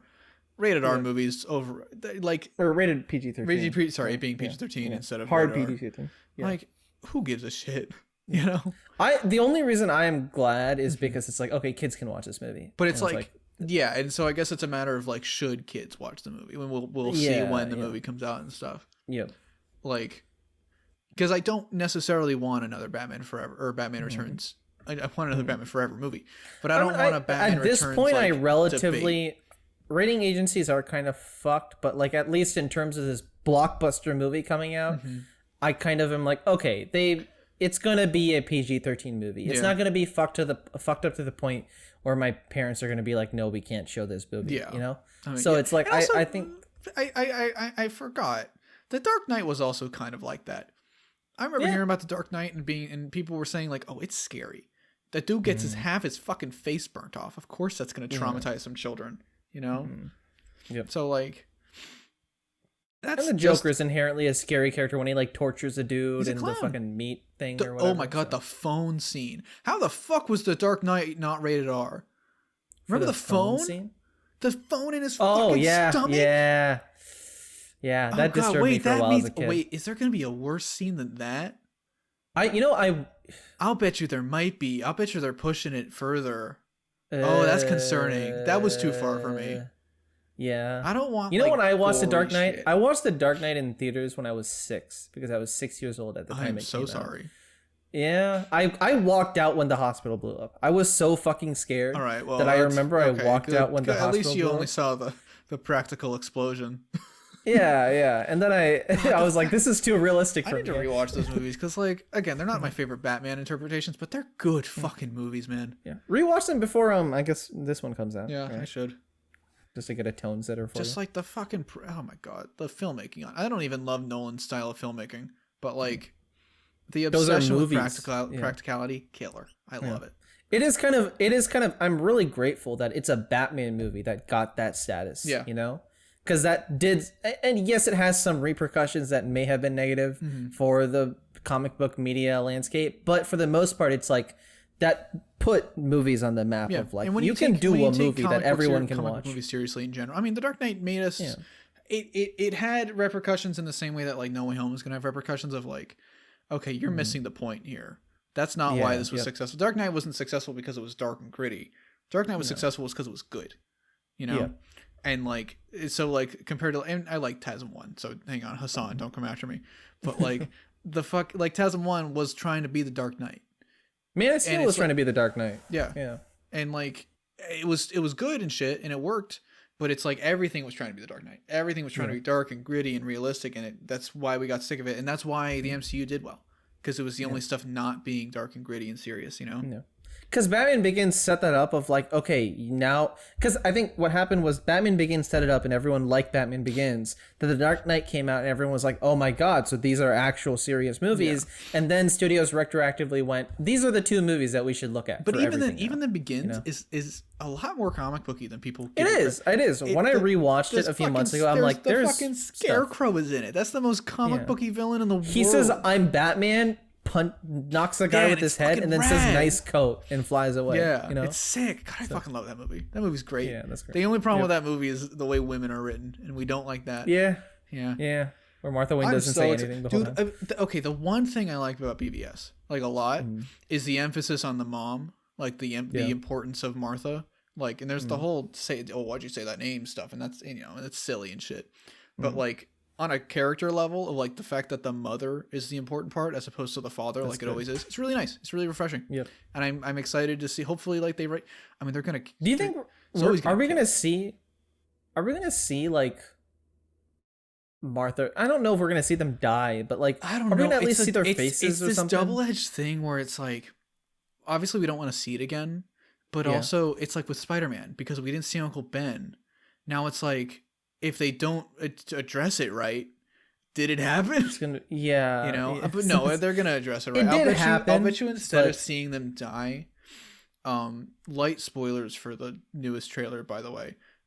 It's implied, or skip 60 seconds. It's implied that they're pieces of shit, you know. And they're doing the Telltale way. I'll bet you we're gonna get flashbacks to that stuff where we have casted actors, but we're not gonna see them fucking die, you know. Yeah. I assume they wouldn't cast anyone crazy big name for that, right? No, I would hope not. They're going to bring in the cast of Watchmen again. Yeah, it's going to be fucking Jeffrey Dean Except it's going to be the cast from fucking the HBO show. Oh, yeah, that would be weird and meta. And like they're going to do Doomsday Clock, but it's with the HBO show. This is super unrelated. I had a hilarious thing I want to post on Twitter. I want to do the Doomsday Clock, where it's like, the clock is ticking to the end of the world, except instead of the end of the world, it's Pete Davidson Doja Cat relationship. That's happening. It's gonna happen. That's gonna happen. I'm positive. Unless if she gets married in the next like 2 years, and like if she does good for her, that's gonna happen. She comes out as a lesbian, and you and Olivia are gonna both lose your fucking minds and go. I would love it. They would be too. It would be too powerful. It would be too chaotic. That's gonna be your Halloween costume. It really would. That'd be Olivia next year. So fucking good. But yeah, that's what's gonna mark. You know, that's gonna mark the end of the world. That's the that is gonna. The more I think about it, the more Superman meeting Dr. Manhattan.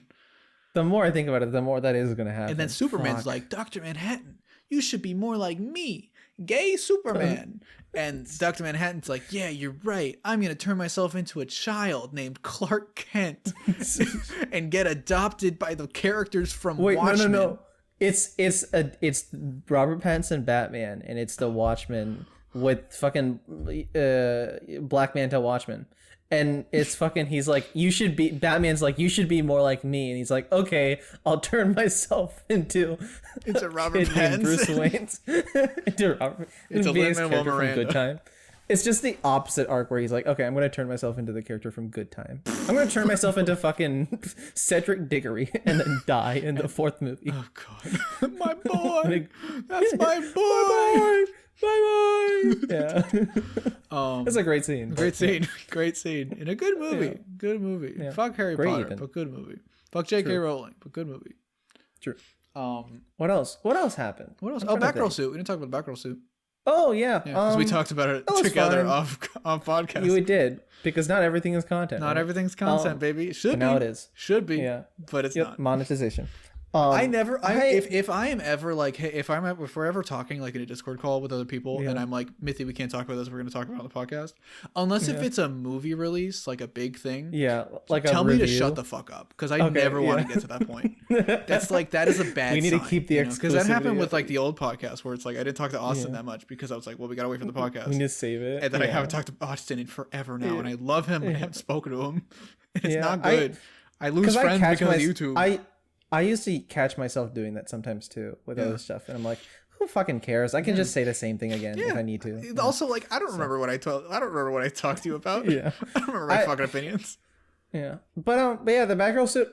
We said it looked like a CW costume, kind of, right? Like a good CW costume for the most part. But the material is weird. It's a little shiny, and like the leather mostly just looks cheap.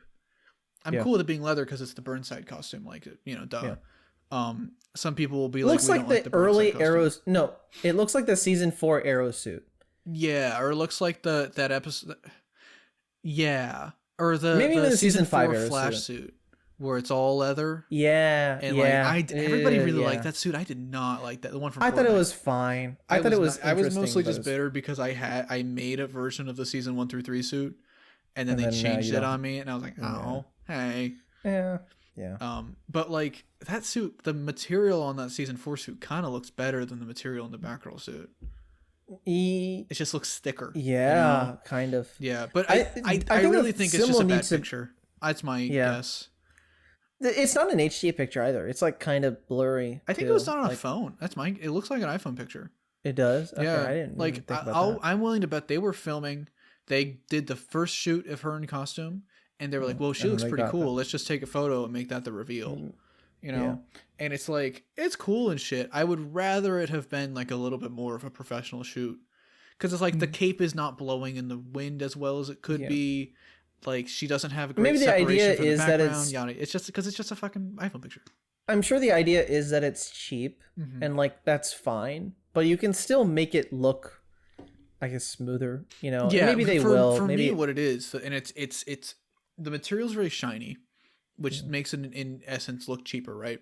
Yeah. But the reason it looks so shiny is because they've got all these grooves on it, like all these like lines and layers and stuff to like. So the light reflects and then goes out and reflects and goes out. Yeah, so it reflects way more in like a wobblier way as opposed to like even the comics Burnside suit is made of leather. It has like panels, but it has so many fewer panels.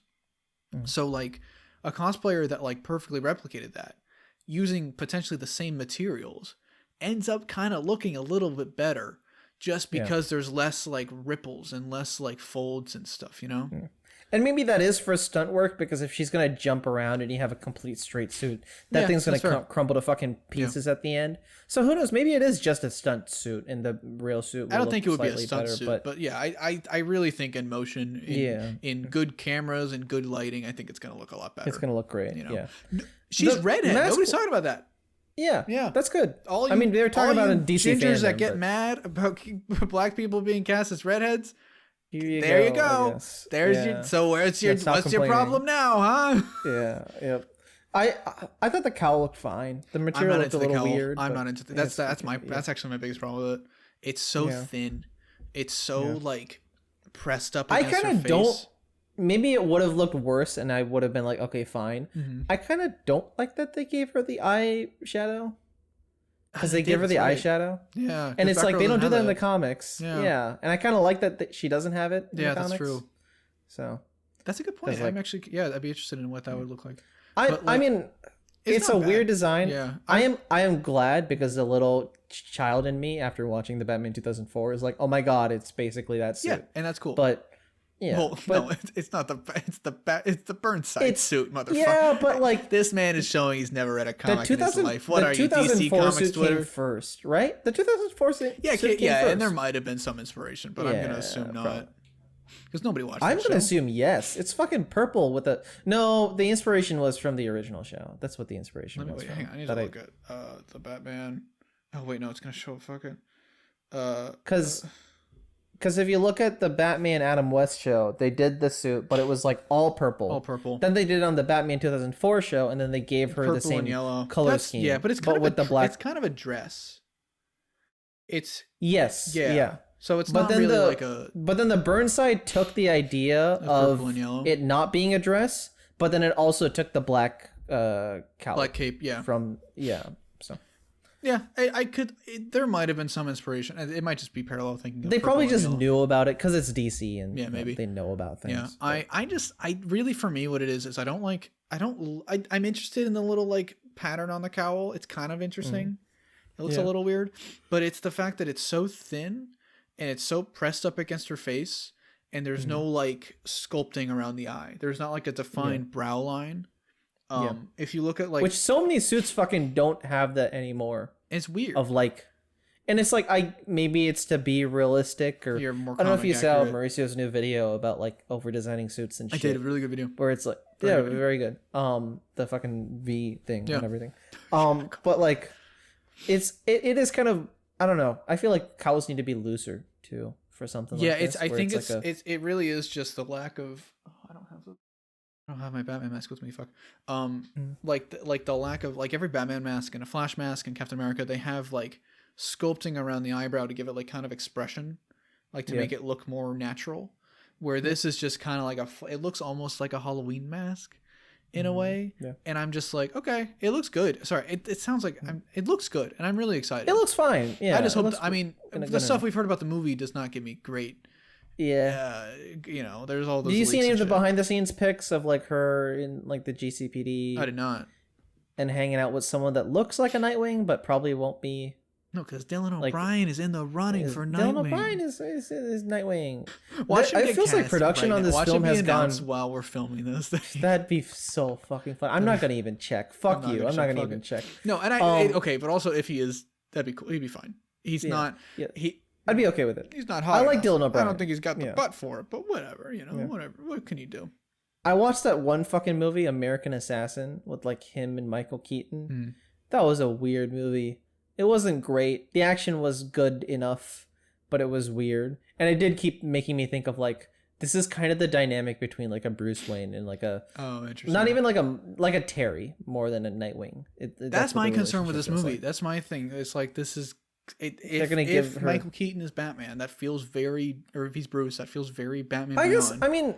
I mean, even Batman Beyond kind of talked about it, right? How, I mean, but it's all different in the fucking Tim universe because they had sex or whatever. But I mean, Bruce, Bruce and Terry have a similar relationship to like Bruce and Batgirl in traditional stuff, not Tim stuff. And Bruce and Terry he's essentially right. Yeah, he's essentially a dick. Yeah.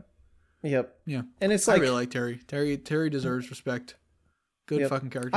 I really want to see a fucking Batman Beyond. It's insane how it hasn't happened yet. That show was super successful. It was really fresh. If the reason we didn't get we're gonna get a Spider-Man 2099 movie before we get a Batman Beyond movie. That's so weird. It. Yeah. I mean, granted, Spider-Man 2099 has been a thing for decades. Yeah, that's true. But it's just crazy to me that Batman Beyond is like so in the cultural space, you know. Of like, that's another Batman. That's a show that people grew like that is why before Miles, that's why most people don't have problems with legacy characters because of that show. Yeah. I would buy that. It was before Miles, right? Of like here's yeah, and it's like I think 2002 almost I want to say, but it's like it wasn't that. There's no fucking way. Wait, yeah, really? I think it. Because wait, look, when did it happened Batman before Beyond premiere? It happened before Ultimate, I want to say. Oh shit, 1999. What the fuck? Oh, okay, Why did I even think earlier. It was like mid 2000. Oh no, because JLU was like 2000. JLU, that's what I was thinking. I said Ultimate, but I meant JLU. Yeah. It's like Ultimate. That's gonna be the next show. I can guarantee it. They're gonna call it that. If they reboot it or something. Yeah, the next time whenever they do another Justice League show. Speaking of, did you see the new Watchtower database video? No, I did not. They did a final video on Justice League Infinity. That's cool. Like their final coverage. It was really good. That's cool. Go watch that video. It's really good. It's a series that means a lot to them, so it was very cool to see it wrap up. But yeah, I don't know. I feel like Michael Keaton, if he's so willing to come back, it feels so fucking easy, slam dunk to do like a Michael Keaton fucking, I don't know, who would you cast? It'd be nice to have someone who's Asian, but you don't necessarily need someone Terry? Who's Asian. Yeah. You don't need someone who's Asian. Terry I know I don't know Terry was Asian. People say that he is. Part of it's just because he looks Asian, I guess. I've always seen Tim as the Asian of the Bat family. Sorry, that sounds fucked. Wait, hang on. I've always seen Tim as the Asian Bat family member. Yeah. But I mean, because Terry's not really Bat family, so I guess. Yeah, people say he's Asian. Interesting. And I don't know. People, I would like that because that would be cool. Yeah, I don't know who to pick though. That's the thing. And Terry could be fucking anybody because it's like. Yeah. I mean. I hope they don't go the route that he turns out to be Bruce's son. That's the thing I never liked about that show. Yeah, that I've always decanonized that type thing. I've always been opposed to that. It's always been fucking weird. Yep. Fuck. Who would I cast? Shit, I don't even know. Dylan O'Brien. I was like Dylan O'Brien. Man, honestly, Dylan O'Brien might not be bad. Actually be pretty good, but yeah. I don't know. Could you see Henry Golding, or is he too? Fuck. Noah Centineo? God. No, the other guy from the Kissing Booth, the guy from After Prom. Yeah. The dude in He's All That. Is that the same guy or is that a different guy? Oh, no. You're thinking of the guy from Cobra Kai, I think. Is he in Cobra Kai? Oh, I think he's the hot guy in He's All That. Or sorry, the guy who is all that in Cobra Kai. Or that's the guy who's not all that. He's Danny's son in Cobra Kai. He's really good. Oh, he is. Oh, is he good?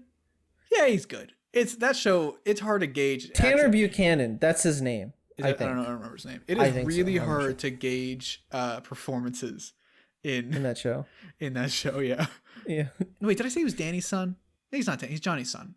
I meant. He's Johnny's son. Danny's son's another fucking guy. Because it's like, they're trying. It's like it's like you watch somebody say a thing and you're like, oh, that was not a great delivery. Wait, this is trying to be an '80s movie, so maybe it was perfect delivery. So maybe it's okay. Yeah.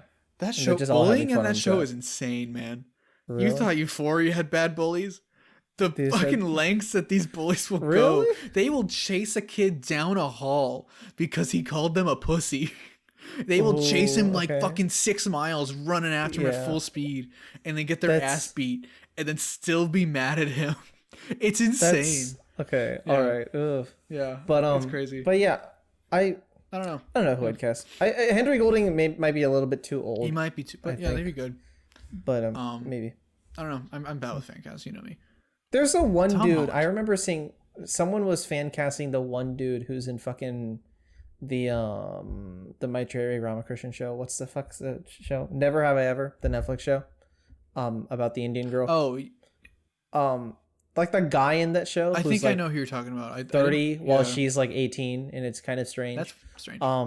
But they're all both high schoolers. I know people were fan casting him in the role, and it was like, fan casts are hard because it's like you can show me a picture of a guy and I'm like, cool, that's an attractive man. Does that help me? No, it does not. Yeah. All this stuff. Would you imagine Leslie Grace in the role? John Krasinski. Fucking everybody will be like, John Krasinski looks exactly like Reed. No, he does not. You know why? Because Reed isn't fucking real. None of these characters they're drawings. They're not people. It's like when somebody will be like, Tom Holland looks exactly like Peter Parker. He's a white guy with brown hair. That's all you need to fucking be. It's also, really you easy. See him as Spider-Man. You know, it's too weird to say that. Yeah. You know? Fucking Tobey Maguire, Andrew Garfield, and Tom Holland. They all really look exactly like Peter Parker because they're just young white brown haired. But they all look different. I guess in the sense of their faces look fucking like. Do you look like Tom Holland? No. Although people will say I look like Peter fucking Parker somehow. Not anymore though. Not anymore. Now they say I look because like now Eddie you look like J. Jonah Jameson. Yeah. But Eddie Burbank is J. Jonah Jameson. Fucking Scott Wozniak was like, every white guy with brown hair and glasses looks the same. Yeah. And Spider-Man fans constantly prove that.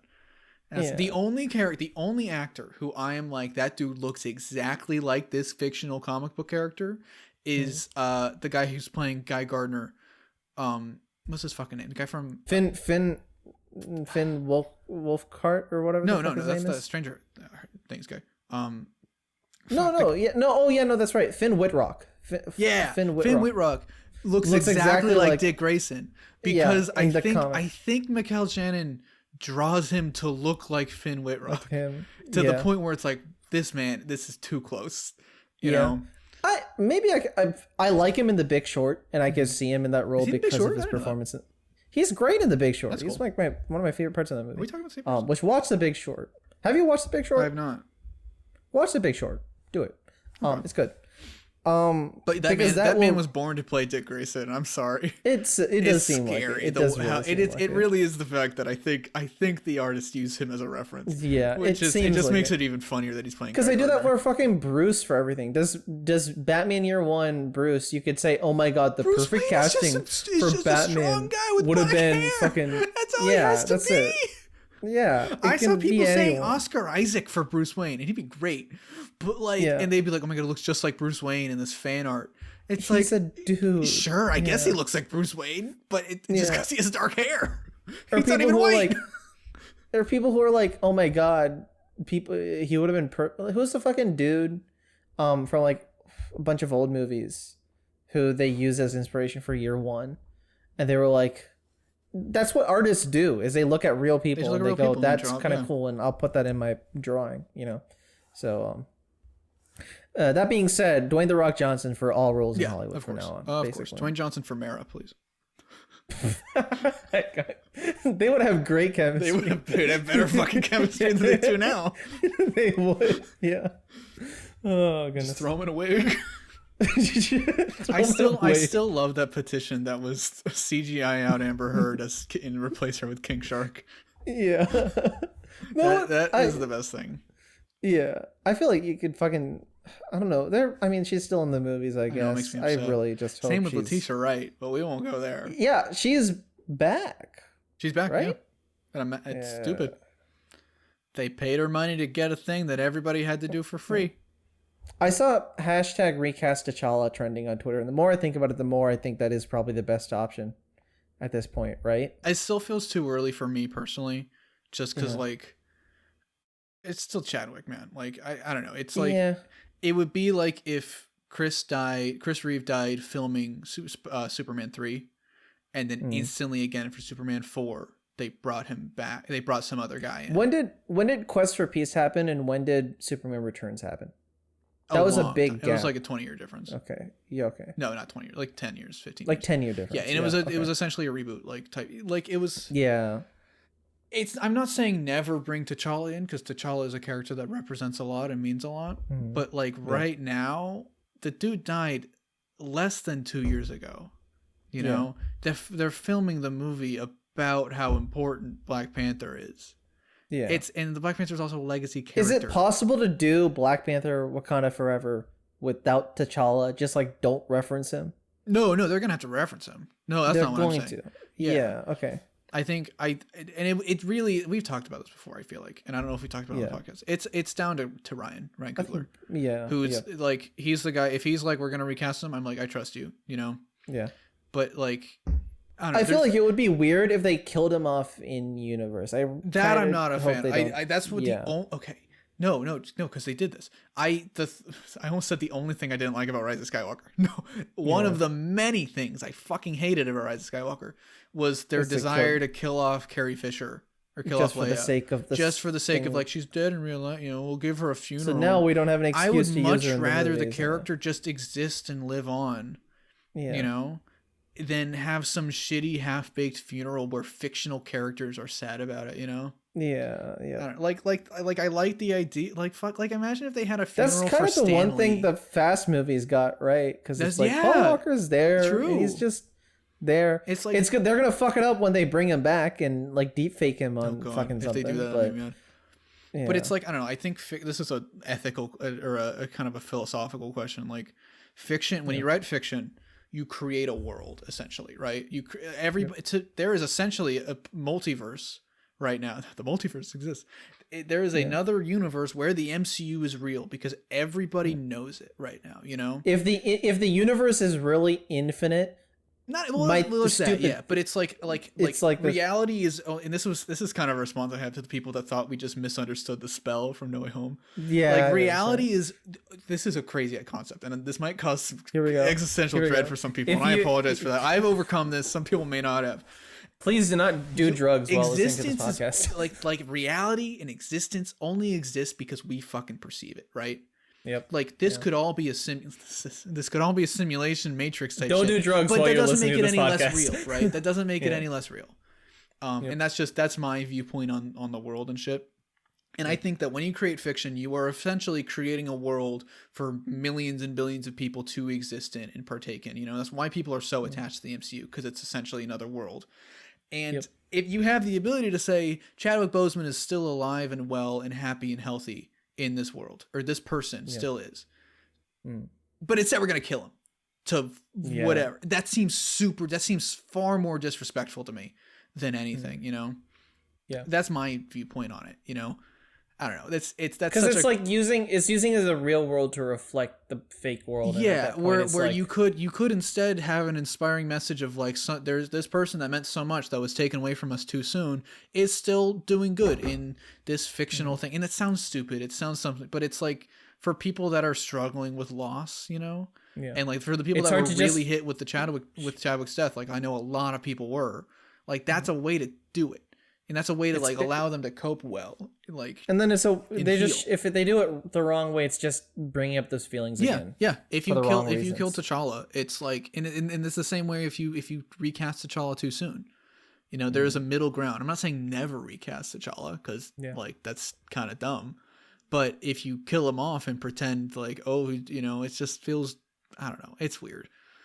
I'll bet you, I don't fucking know what they're gonna do, man. It's a shitty situation. I would never want to be put in that position. In that situation to make those decisions. Yeah. Ryan Coogler has to make some tough. Because Ryan Coogler has to make a really tough call, but there's a really easy call that is not being made, which is really upsetting me. Yeah, it's fucking Letitia. And and it's kind of a struggle because he's dealing with the Letitia shit. He's dealing with T'Challa shit, and I'll bet you. And he also has to make a fucking movie. I'm joking, you know. Yeah. He has to make a fucking movie too at the same time. Movie too. That is a sequel to one of the most successful movies in the entire fucking MCU. Yep. Or like in the entire world, honestly. Yeah. So it's like that's a lot. Yeah, and it's a big deal. He's okay. Yeah. It's a lot of pressure, and I mean like Ryan Coogler's an incredibly talented director and stuff. So my fear is like I hope studio stuff doesn't come in and step in. I hope. And I mean, I know Ryan is like this. Ryan would be like, "Hey, shut the fuck up. This is my movie," you know. Yeah. And I'll bet you he has that pull right now. So that's a good sign. After everyone reacted that way to Black Panther, they would give him more of the reins. We can hope. For that. Yeah. I don't know. It's a shitty position. It's rough, and we'll just have to hope. And if Letitia Wright is fucking that movie, I'll be even more. It sucks. Yeah, I really hope she's not like the main character of that movie. Hope so too. I bet you she might be. Which fucking, it's so weird because like, what's Lupita? Winston Duke is cool. What's Lupita Nyong'o's character's name again? I was really bad about remembering Black Panther character names. Something that started with an N, I think. I suck. Her character. Why not make her the lead? Yeah, she's great. Lupita. Everybody loves Lupita. Yeah. Or make Winston Duke the lead. Or make Winston Duke the lead. Yeah, but it's like if they are like, oh, we need somebody to take the Black Panther mantle for a while. For this next like 5-6 years, while we still mourn Chadwick, and you know, whenever we want to bring the character back, give it to a character that we like, give it to an actress that we like, and you know, you could still be quote unquote comic accurate by having the second Black Panther after T'Challa be a woman. Like, I'm not saying that they're interchangeable because they're not, but like, you know what I'm saying. Anybody? I'm not sure. I don't know why I'm trying to like walk on eggshells here. Because this is a minefield of a topic. Yeah. And I'm just bringing it all. I'm just stepping on all of them. And I love that.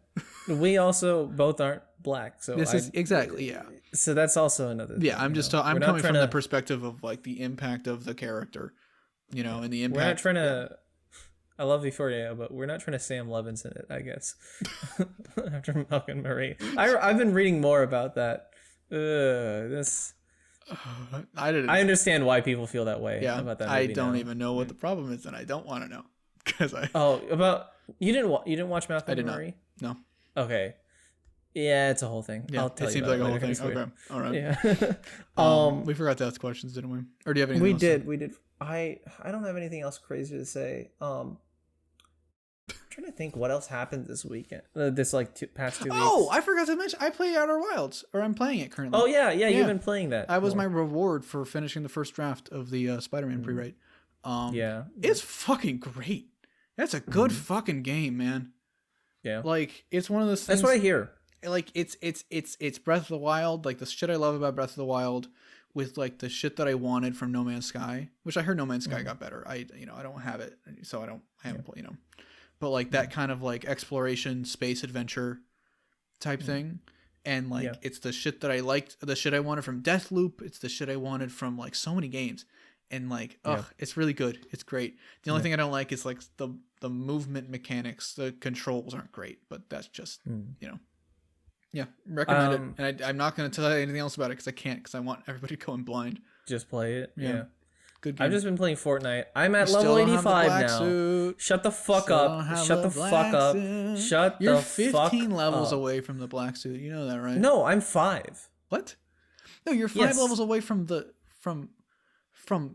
wait, no, 90. Yeah. Yeah, but you have to get to the end of that page, which makes no, you don't. You just have to get to level 90 and then you get the black suit. No.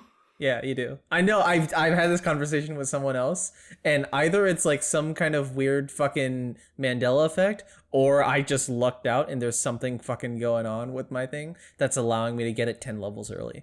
I only have to reach level 90 and then I get the black Wait, suit. why? I Wait, swear to God. No, wait, what? Where is this? Wait, what? I can send you a fucking screenshot later. Sure, yeah, I don't believe you. I'm at level 85 right now, and I have the Spider-Man suit. Oh, you're 95? No, 85. I am at level 85, and I have these Spider-Man suits. Yeah, that makes sense. That's about where you should be. Yeah. So then I need to reach level 90. Level 90 is where you get so it's so have you unlocked everything up till that point? No, because you don't have to. But have you? So you're only giving a shit about the level number. Yeah, I'm only talking about the level. But you still number. have to. Okay, all right, fine then. But you still have to unlock everything on that page. But I guess how many stars do you have? You have a bunch of stars. I have plenty. I have enough. I have like a 98 stars. But did you not? I will have. But did you not have to like buy like the fucking gumbo guy and everything just to? No, I didn't. Did you? You didn't buy the gumbo? You bought the gumbo? I know. I had to buy the gumbo guy because on the Spider-Man page, you had to. There was like a skin for him. Are you talking about for symbiote or are you talking about for normal Spider-Man? For normal Spider-Man. I didn't have to buy any. I just had to buy the stuff on the page for normal Spider-Man. But there were certain things on that page that required you to buy things on the previous page. Yeah, so I bought a girl. Okay, that I had that's to what buy. I'm talking about. Did I have to buy the gumbo? I didn't buy the gumbo guy. Gumbo guy. I can't remember exactly what the battle pass was. Okay. Yeah. But there's still still have enough stuff on stars. the last page that requires that. I'm pretty sure. There is. Then maybe I'll get screwed over. I guess. And I guess because you're doing it weird. I guess that makes sense. Because I'm not going in and buying everything. Because I'm like, I know I'm gonna get to it because that's what happened with me last season. So you with only Carnage. give a shit about getting to the. So this is Mithi. This is why it's taking you so fucking long. Why? Because you're only caring about the level number as opposed to getting through the page. Because if you go through the page's numbers quickly, it all leads to 100. But you would have gotten Spider-Man like 2 weeks ago then if you would focused on buying the thing. So wait, so you never did it by the level? No, I did it by buying by using the stars. Oh fuck! Okay, Mithi. I always did it by the level. I was always like, I need to get level 90. It all rounds out to about the same once you hit 100. Yeah, but then at that point it's like if I need an extra like 30 stars, that means I have to level 6 level. Yeah. Fuck, you're right. Shit. Fuck. Maybe you could have had the black suit by now. You probably could have had it. Shit, you're right. I was with I went to Olivia's today, and I mentioned you because I was like, we're gonna go do the podcast, and she was like, does he have the black suit yet? And I was like, no, not yet. And she was like, still not yet. And what the even fuck? she was roasting you for not having it. I'm so confused. I'm not confused I might be anymore. Wrong. I will send me screenshots of the fucking battle pass stuff because I might be wrong, but I do believe that I think you would have. I can just go. I should just go if you didn't focus so much on getting to level blank. Okay, I thought I had to. I thought it was faster the way I was doing it. I think it's about roughly the same, but like you're getting no progress, and so that's why it's like you never got Spider-Man until just now at level 85, where you could have potentially gotten Spider-Man at level 80, like 60 or like 60 or like 70 or something. Yeah. That's actually fuck me. And like I didn't think about it that way. I'll bet. I guess you no. probably, For the front of it, it makes sense because at the front of it you level up so fast anyway. But then now that you don't level up as fast, it does make more sense to just collect shit. Fuck. God fucking man. This is really funny to me. This This is hilarious. Why am I taking so many L's this week? I don't know why. It's just one after the other. I'm actually glad we didn't ask for questions because I bet you all the questions would have been, do you have the black suit yet? Black suit. Next week I'm gonna have the black suit. Fuck you guys. It's gonna happen.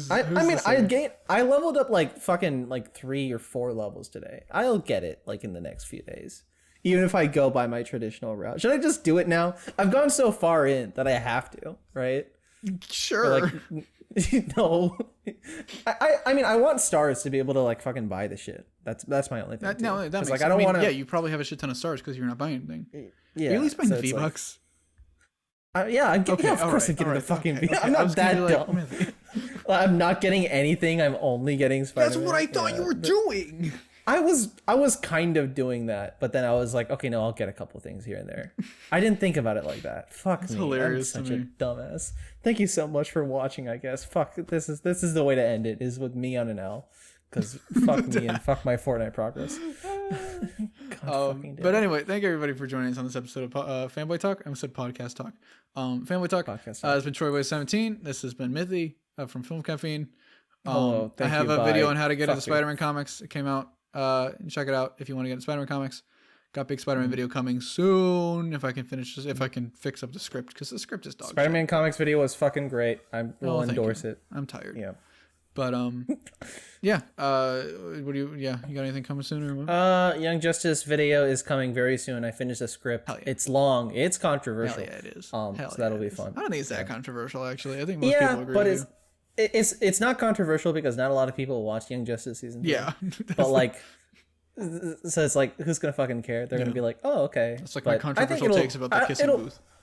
Yeah. Fuck. It'll hit a nerve. It'll hit a nerve with some people. Yeah. So I guess Well, definitely. that means something. That's how everything works. But yeah, see you guys around.